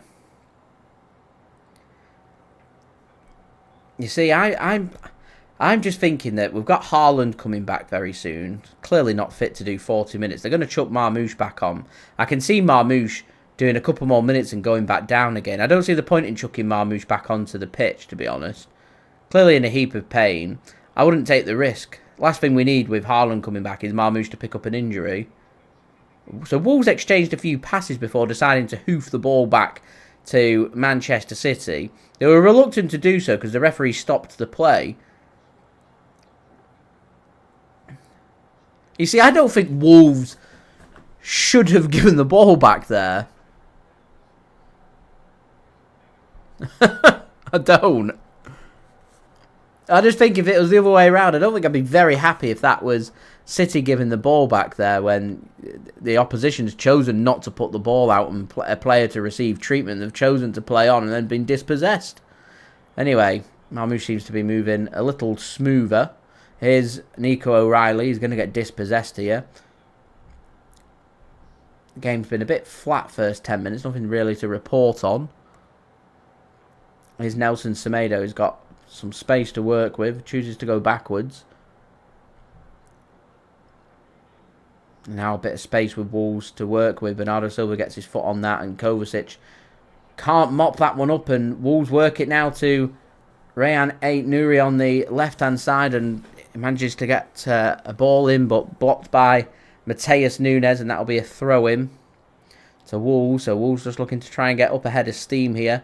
Remember, with City just leading by a goal to nil. Means Wolves always still in this game. So don't forget, guys, do leave a thumbs up now. 45 likes away from 100. Do subscribe and do check out today's video sponsor, SofaScore. Links and details, they are in the description.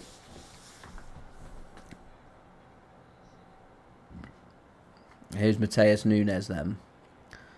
Gives the ball to Ruben Dias. Here's Kovacic.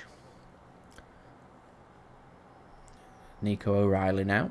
He's dispossessed Nico O'Reilly there. Again, Wolves have got them 3 players forward. Here's Cunha. Overlaps come in. A shot's coming in as well. It's off the post again. And a rebound blocked by Manchester City. And they'll get that one clear. Second time Wolves have hit the woodwork. We saw Nottingham Forest hit the woodwork a few times at Wembley the other day as well. City managed to win that one. City not playing particularly well. And Wolves have had their opportunities. And I can't help but think that it's another good opportunity wasted there for Wolves. A wicked hit that from Cunha. Beats Ederson but doesn't beat the post. It remains Manchester City 1, Wolves 0.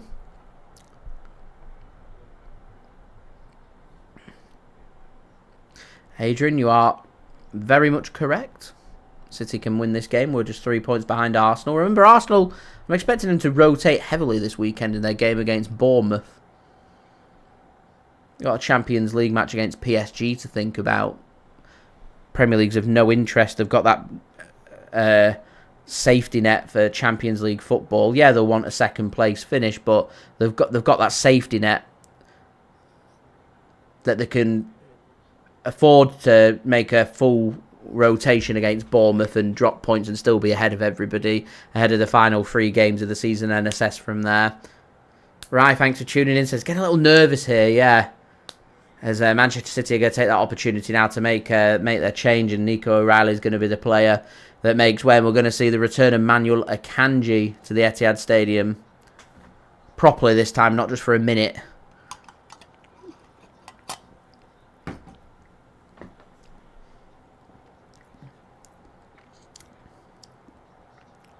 Going to replay that Cunha effort. A wicked hit. As the keeper's beat. It's all power. There's Josko Gvardiol. So Josko Gvardiol is going to go further forward. He's going to be Nico O'Reilly, basically. And it's going to be Akanji that partners Ruben Dias.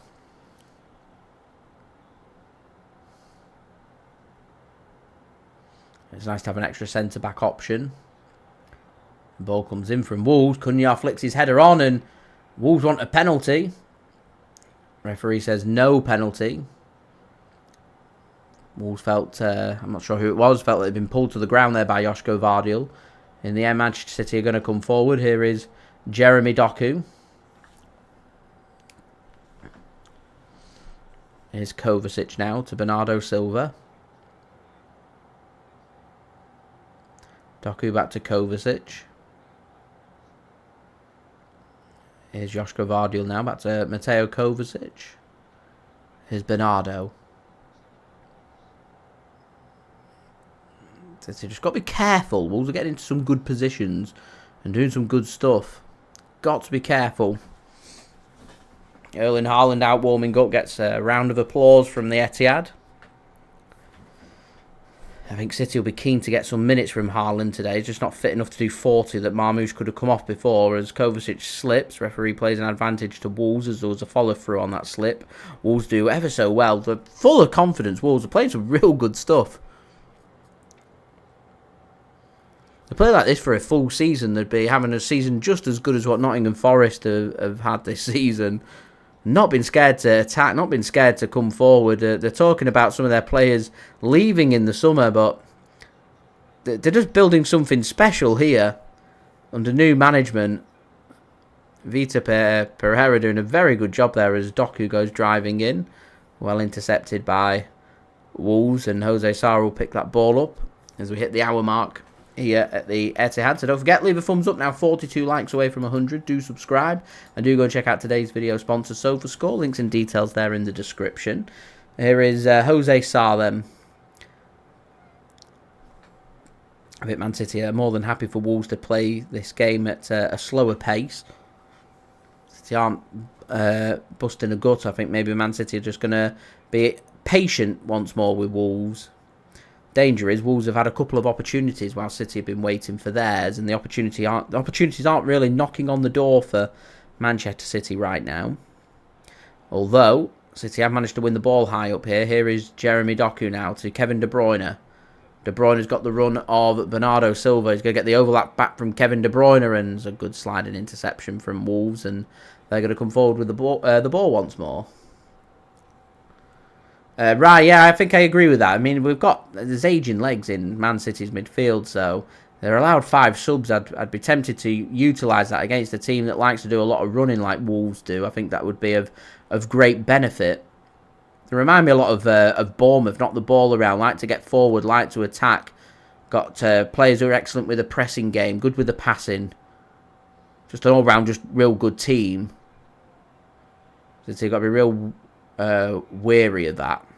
Could do that second. Here is Bernardo Silva now to Ruben Dias.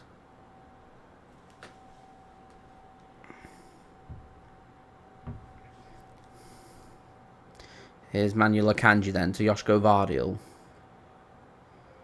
Here's Bernardo Silva to Kovacic now. Less than half an hour remaining in this game. Matheus Nunes got a bit of space. Finds his pass to Kevin De Bruyne. He's going to go first time. He's going to get a corner for Manchester City. Kills a few more seconds off the clock.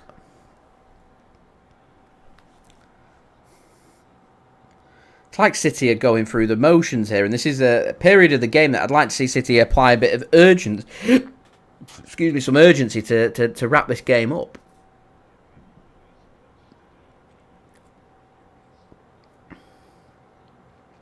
So corner here for Manchester City.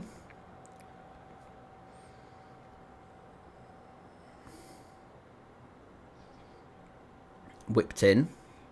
Too close to the keeper again. That's the second time we've seen that in this game. They've been too close to the keeper. It was a ball put in the box by Bernardo Silva.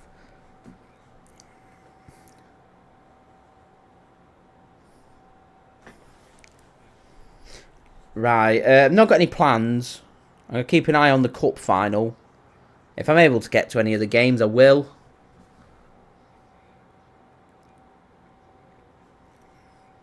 Pending, we'll see. At the moment, I don't have anything concrete. So whilst that's the case, I'll do my streams instead. Here's Wolves coming forward. That cup final, of course, pending what time it's going to be at. ITV and BBC here in the UK are having a bit of a coming together about what time they want that game to kick off at. BBC want it at 3 o'clock because it's Eurovision that night and they want to watch Doctor Who. ITV want it at prime time, they want it at 5:30 PM. But of course making it a little bit later makes it a bit more awkward for fans to get home. So there we go.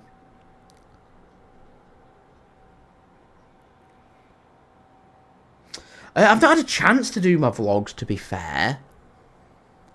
There's potentially something exciting in the pipeline, but I can't say any more than that.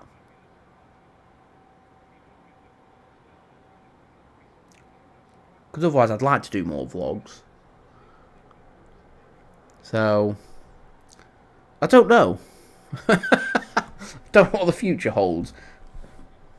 We'll see. I always keep things open. That's how I work. Keep things open.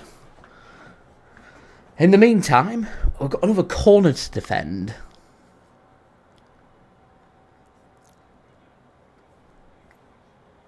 Corner does come in and the header's won by Akanji. In the end, City can get a foot to it and Marmoush will bring City away. Marmoush is looking very sharp now, which is good.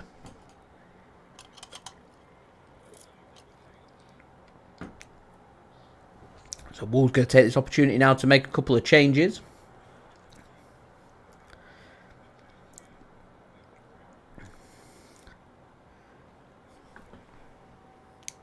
So we're seeing Bellegarde and Gomes go off and Saliba's coming on.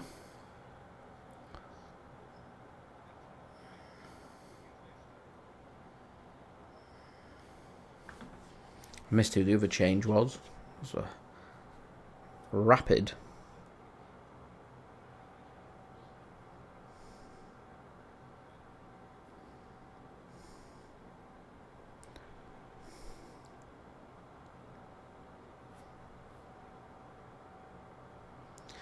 So I'm just going to get confirmation of who them subs were.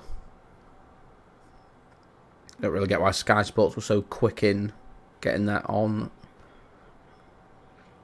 There's Doku. So Doherty's come off and Saliba's come on. I think Rodrigo Gomez has come on for Bellegarde. So there's the changes.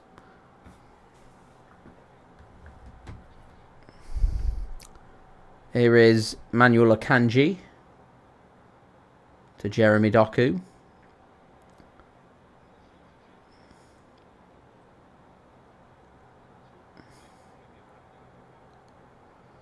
Tampa'd like to see Haaland and Rico Lewis. Rico Lewis is a real good shout.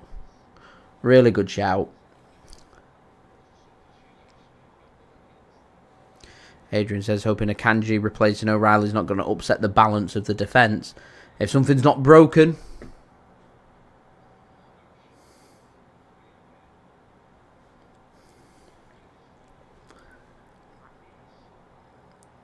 Is Kevin De Bruyne. I think the bigger problem City are having is everything's just been played at a very slow pace.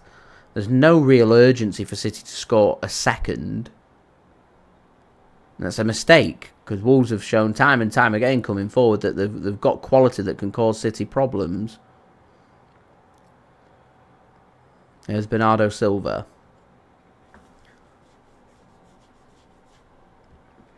Ruben Dias works it back to Ederson.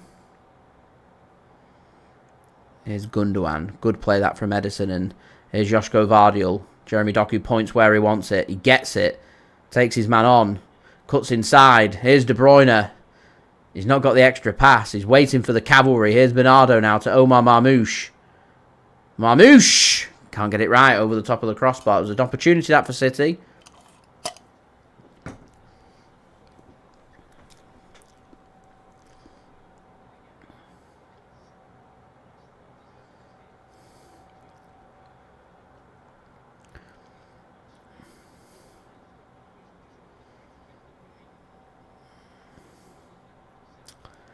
That was an opportunity, that. Half a yard of space for Marmoush. Just couldn't keep his effort down. And once again, both sides just not really being that clinical. I like that. Most touches in the opposition box. Jeremy Doku at 14. The next player behind him, Cunha, at 5. Here's Josko Gvardiol then. Works his pass back to Ederson. Josko Gvardiol wants it back, and he'll get it back. Lovely ball that from Ederson, and is Josko Gvardiol pushing City forward now. Ilkay Gundogan just turns back. That turning back just takes the momentum away from City there. Here's Jeremy Doku then to Gundogan. Josko Gvardiol to Doku. Kovacic finds De Bruyne. Bit of space. Not the best of passes from De Bruyne. Will be kept in though by Omar Marmoush. It was in between Nunes and Marmoush. Here's De Bruyne to Ruben Dias. Here's Akanji. Josko Gvardiol now. To Jeremy Doku.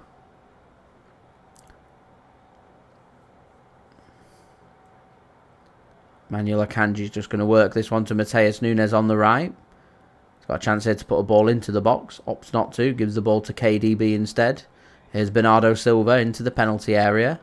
Kovacic is going to have a shot. He drags his shot and that will be a goal kick. So into the 70th minute here. City lead by 1-0. Don't forget, leave a thumbs up now. Just 40 likes away from 100. Any help towards that would be great.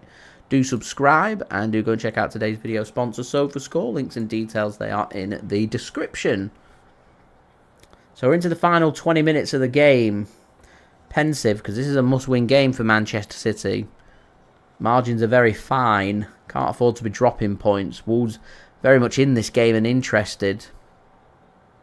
I think City can get the assurance of a second goal. That's probably going to be that.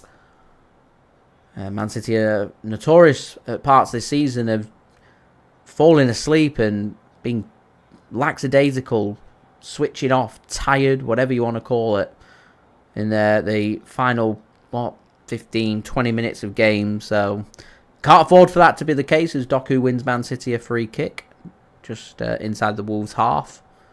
Josko Gvardiol is just going to send it back to Manuel Akanji. He'll work the ball to the right to Matheus Nunes, and a little bit of space here for Nunes to drive into. He meets the Cunha wall, so he's going to play the ball back. Here's Ruben Dias now. He's not got many options on, so he'll just move the ball back to Ederson. I think Man City's philosophy here is if we keep the ball for 20 minutes, then there's no danger to our goal. Here's Ederson. Back to Ruben Dias. Matheus Nunes to Ruben Dias. Sent long by City, looking for the run of Doku, and it's well controlled. Picked up though by Marmoush. Tries to thread his pass through to Jeremy Doku. Not quite the weight on it. Adrian, yeah. I think now would be a good time to get a couple of fresh legs in midfield. Maybe a Bernardo or a De Bruyne. Maybe a Gundogan. Chuck on a Foden or a Grealish or something. Get some fresh legs in midfield as Bernardo Silva's gone down now in a bit of pain.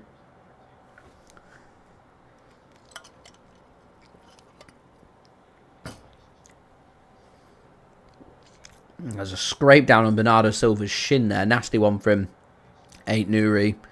And the studs are up. It's a nasty challenge, that. Scraped right down. VAR are having a look at this. It's over the top of the ball.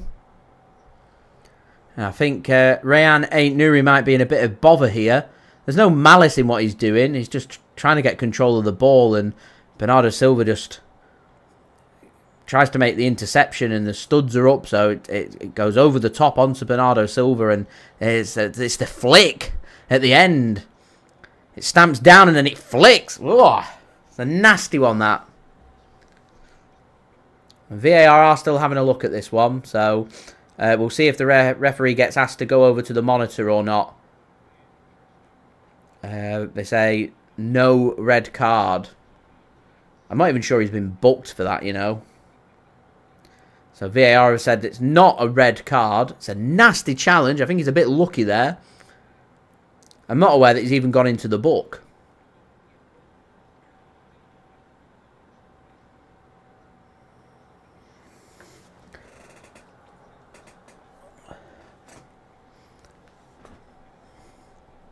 I think he's lucky. I think he's lucky to be on the pitch still.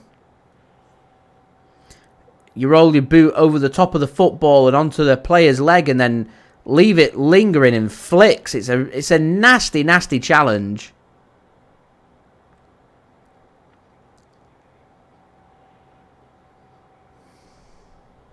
Bertrand, good evening. I don't know how it's not a red.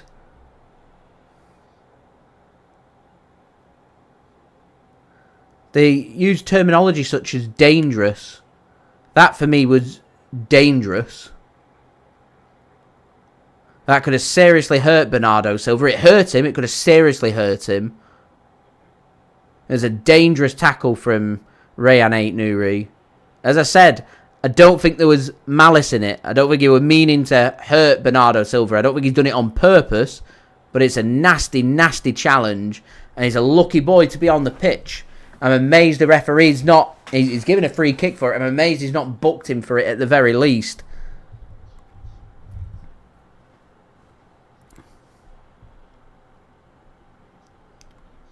I'm not entirely sure how it's not a red, to be honest. But here we are. As I said, he's lucky.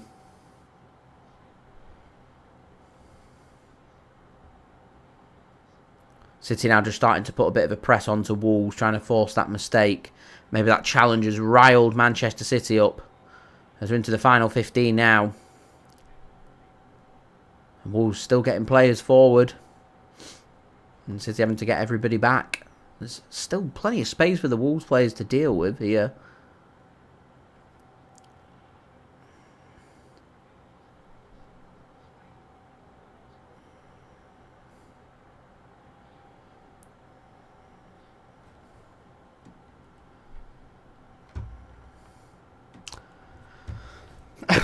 I don't know, guys. I think that's as clear of a red as I've seen. I really do think that's as clear of a red card as I've seen.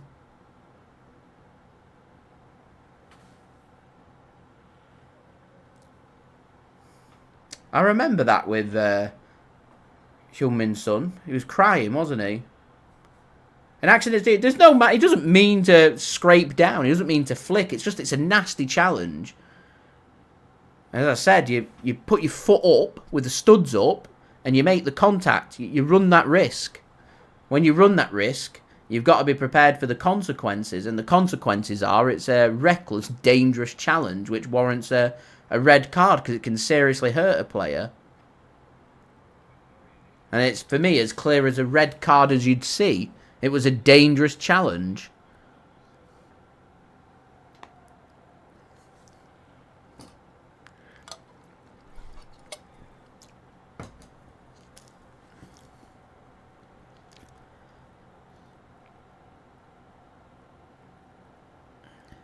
Again, another replay of it. Slow motion, you know, everything slowed down makes things look worse than what it is.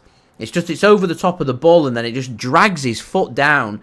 I think the only thing that saves him is that his studs are pointing down as he comes in. The challenge comes in and his foot goes this way. By the time it makes contact with Bernardo Silva, it's kind of at this angle and he scrapes it down and his top of his boot flicks.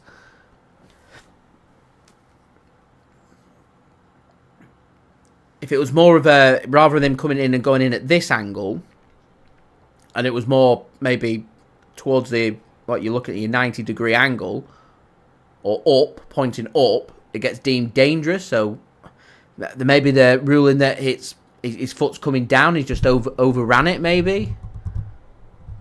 It's certainly not a deliberate stamp. It's just for me, it's just dangerous.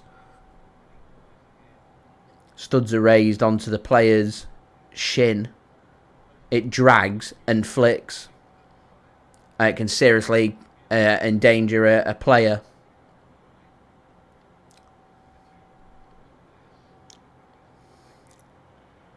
I think we was all expecting the referee to go over to the monitor and was all expecting one thing, but here we are. Anyway, apart from Wolves hitting the post in this second half, it's about the only talking point we've had, isn't it? Anyway, 12 minutes remaining. A couple of players, Marmoush and Bernardo Silva, have gone down receiving treatment, so there's definitely a bit to be added on, I reckon, 4 or 5 minutes, even though there's not had any goals. It's a heavier touch, that, and Akanji should mop up. He will mop up. He'll find his pass to Ederson. Eddie's going to... I thought he was going to send that one long. He just plays a flat pass down to Ilkay Gundogan. Here's Kovacic. Again, more ball retention from Manchester City. Done a good job in managing these last 8 minutes or so. I think City could do making a couple of subs just to freshen things up. Make sure fatigue doesn't become a problem here, as Wolves throwing caution to the wind. Another substitution, their third of the game. So guys, don't forget, leave a thumbs up now. 38 likes away from 100. Any help towards that would be great. Do subscribe as well if you're new around here. And do go and check out today's video sponsor, SofaScore. Links and details, they are in the description. Here is Bernardo Silva. He works the ball to Matheus Nunes. Here's Bernardo once more. Oh, lovely step over from Bernardo. He protects himself really well and gets a free kick. He'll eat away a few more seconds there. And now Wolves are going to make that change.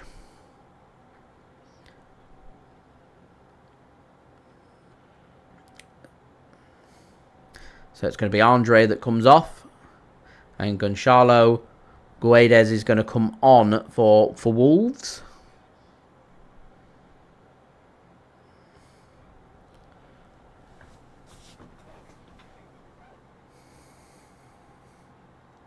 And we're into the final 10 minutes of this game. Still work for City to do.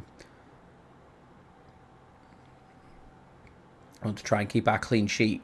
We'd like the assurance of a second goal just to ease the anxiety. Our penultimate game of the season at home. So only one more home game after this. It'll be another midweeker. As Rico Lewis is preparing to come on for Manchester City. It was a good shout from Tambi before about Rico Lewis. Marmoush not happy, wanted a free kick, doesn't get one. Here's Bernardo Silva. Rico Lewis going to come on for? Some fresh legs into midfield. It'll be interesting to see who this is for. I feel it might be for Bernardo. Or Silky Ilky, they're my picks. I'm going Bernardo.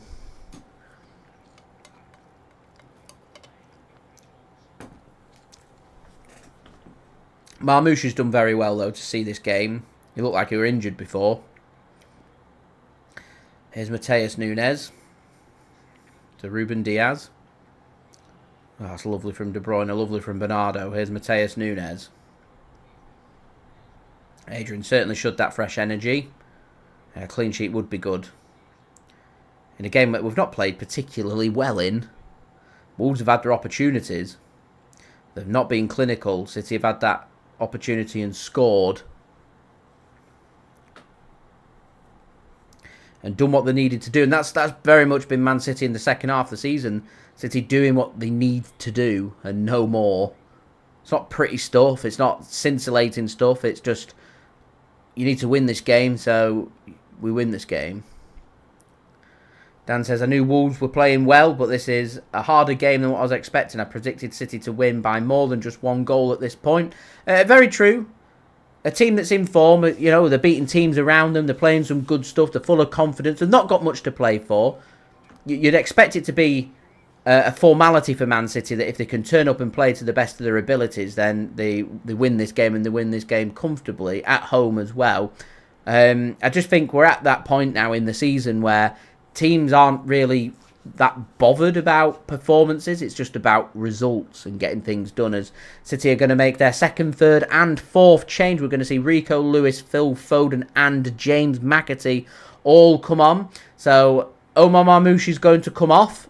He's going to come off here for James McAtee.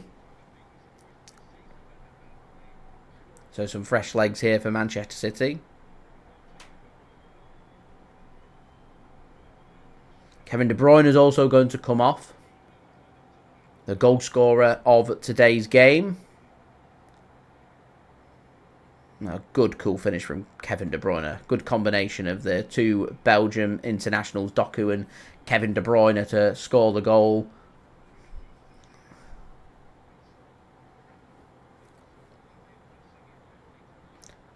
So De Bruyne comes off for Phil Foden. Rico Lewis is on as well for Ilkay Gundogan. There we go. Said it would be either Gundogan or Bernardo. I predicted Bernardo. The other Gundogan. So Foden on for De Bruyne. McAtee on for Marmoush.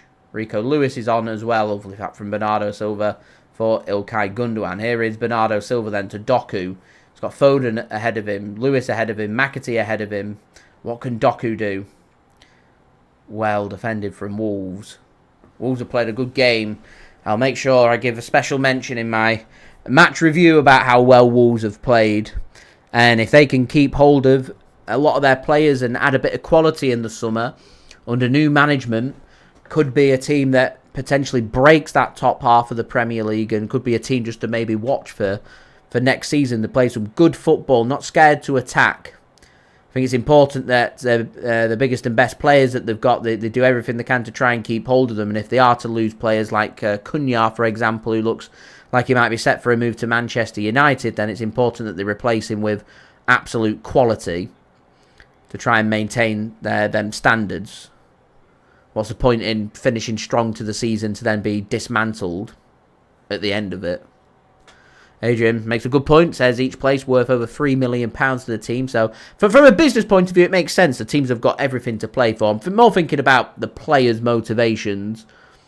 Here it is just about, it's a difficult game for Wolves, so they've got a point to prove against Manchester City as they make the final two changes. Semedo and Cunha come off, and Bueno and Hwang, that Korean guy, as Pep Guardiola famously referred to him as, comes on for the final 5 minutes. So Wolves got no more substitutions that can be made unless they get a concussion, where they will be allowed a sixth and final sub.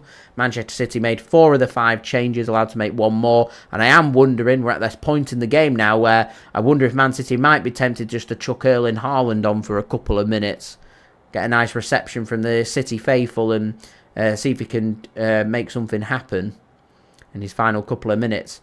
Rico Lewis does ever so well to win that ball back for Manchester City. He's got a bit of space to drive into. Here's that fresh energy now from Rico Lewis. He wants a free kick. He wants something. He's carrying on here. Here's McAtee. Oh, it's a shame it didn't link up and work a little better, that for City. That would have been some effort if they managed to escape with something from that then. That was a brilliant run from Rico Lewis and well read from James McAtee. The two City youngsters combining really well. City trying to keep Wolves pinned. Kovacic wanted to make the challenge. He has to pull out because he didn't want to make the foul, and Josko Gvardiol is going to go down and get the free kick for Manchester City as we continue to eat at the clock. So we're now 34 likes away from 100. Any help towards that would be much appreciated, guys. Don't forget to subscribe if you're new around here, and do go and check out today's video sponsor, SofaScore. Links and details, they are in the description.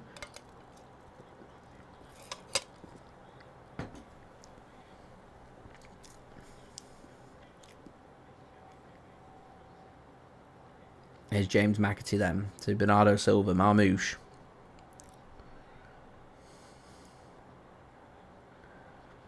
Ederson plays a pass to Josko Gvardiol. There's too much on it from Eddie. Adrian says, who's going to be man of the match? Doku's had a good game. I think Doku would probably be my man of the match for his assist. Made a heck of a lot of touches. He's been the player that everything's run through. It would either be him or De Bruyne for the finish. There's another free kick given to Manchester City. Phil Foden's the player that goes down. As we're edging closer and closer here towards the 90 minutes. And we await to see what's going to be added on in these final couple of minutes that City need to try and navigate to pick up a really big 3 points. And hopefully after it we can say over to you Aston Villa, over to you Chelsea, over to you Newcastle, over to you Nottingham Forest. I think if City can hang on here, I reckon City are probably 2 wins away from the Champions League next season. Still got another home game to come against Bournemouth in less than 2 weeks' time in a Tuesday night game.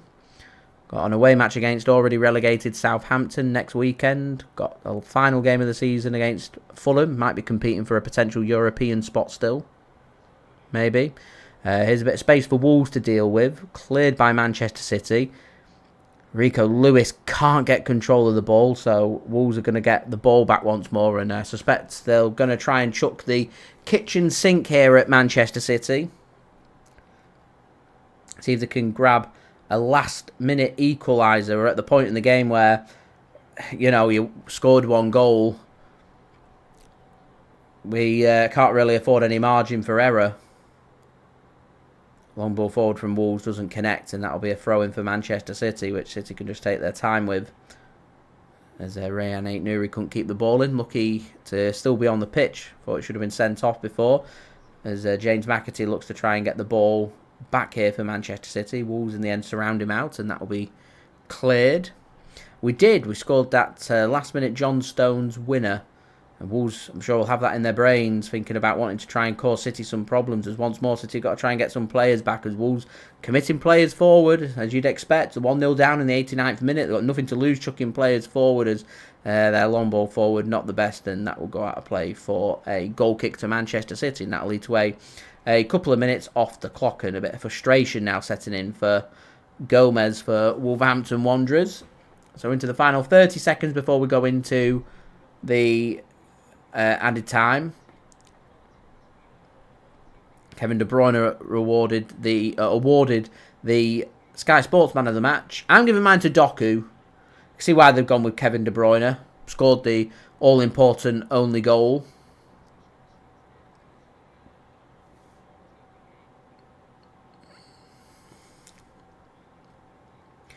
And that's going to be a goal kick. Yeah, goal kick given. Man City players not happy. So we're into the first of,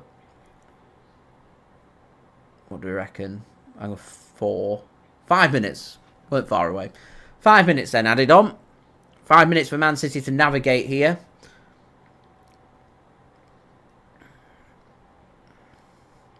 Of course, had a couple of injuries. Omar Marmoush and Bernardo Silva had a bit of treatment. Seen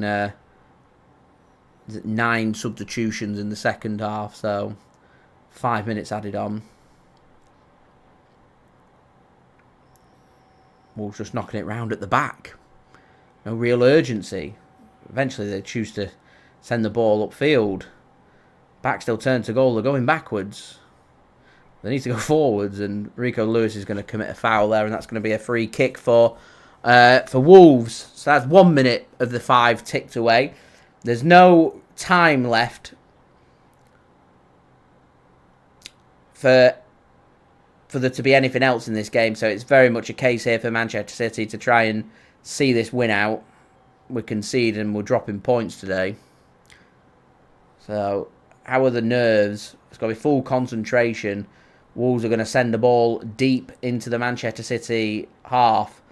Header won by Wolves. Ruben Dias gets his foot onto that. Headed clear by Manchester City. The ball's loose. Wolves are going to pick the ball back up. They're being forced back by the Manchester City press. Kovacic trying to win the ball back. They can't. There's a chance here for Wolves to put something into the box here. And the ball does go into the box, and it's cleared by Manchester City. Jeremy Doku, can he get it under control? He can do better. Not only does he get it under control, my man of the match is getting a throw-in for Manchester City in the 92nd minute. Exactly what we needed. So 3 big minutes for Manchester City to navigate out here.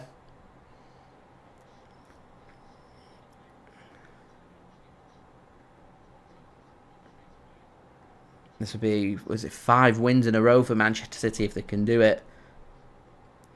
Just starting to find a bit of form at the right time. As City are going to prepare their 5th and final substitution. So 10 substitutions made in this game. It's going to be Nico Gonzalez rather than Erling Haaland. Boo. It's going to be Kovacic that comes off and Nico Gonzalez is going to come on.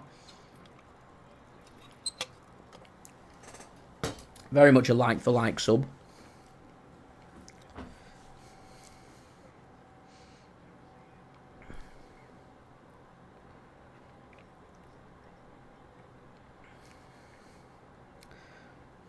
As that comes off Doku, that'll be a throw-in for Wolverhampton Wanderers to take. On the edge of their own penalty area.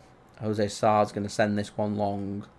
Header should be won by Manchester City. Nunes just lets it go. He's going to get a throw-in for City. So, clock managing here. Game management. Some at City haven't been all that brilliant at this season. A bit of game management. And this is where motivation becomes the issue. Wolves have got nothing to play for, so have they got the urgency, the energy to be able to rush and get that ball back and make something happen? They'll be happy to get the ball back and pump it forward. Will they be happy to try and create and make something happen as City win themselves a free kick deep in the Wolves half? So a chance there for City to slow the game down even more. So upon me finishing this live stream, I'm going to be doing my match review, match reaction and match analysis up in the next hour for you guys to enjoy. So I am going to end this live stream near enough upon the full-time whistle. So if you did enjoy the video today, please do leave a thumbs up. We're 34 likes away from 100. Any help towards that would be great. Do subscribe as well. That would be much appreciated. Social media links are in the description if you want to go and follow me on my Twitter, Instagram and TikTok. Email also in the description too if you want to hit me up for any sponsorships for any videos or any general business inquiries. Get your thoughts in the live chat of your thoughts for this game. Alternatively, if you're watching this after, then leave your thoughts in the comments below. That would be much appreciated. And also a big thank you to SofaScore, today's video sponsor, which you can check out the link in the description or use the QR code on screen or the link in the live chat. A big shout out to SofaScore as well for sponsoring this video.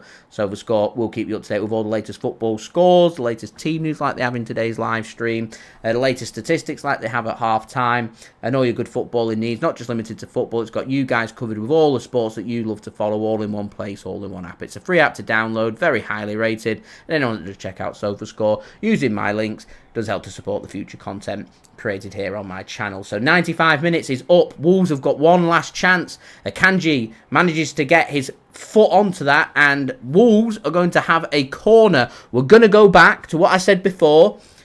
Manchester City scored a last-minute header against Wolves at Molineux to win that game by 2-1. Wolves have got a chance here. They're sending Jose Sarr, the keeper, forward to get their revenge. Corner comes in, header won by Manchester City, and the volley comes in over the top of the crossbar, and there is the all-important full-time whistle. A huge 3 points for Manchester City.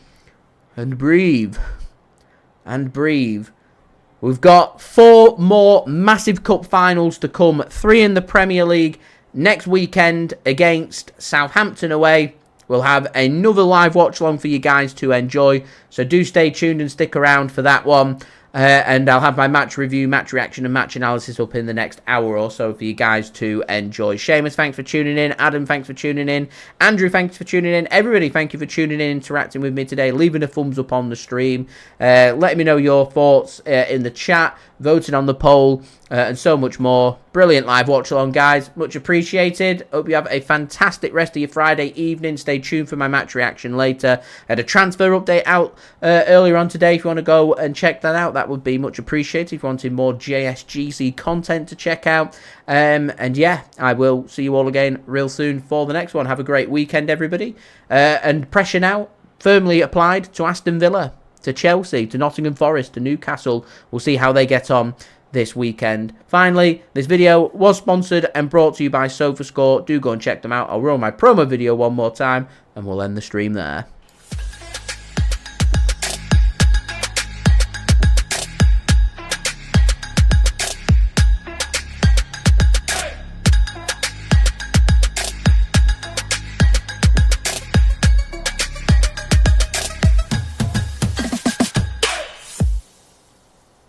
And a big thank you to SofaScore for sponsoring this live stream. So I'll see you very soon with my match reaction. So I've been JSGC. Thank you for watching. Peace. Ciao for now.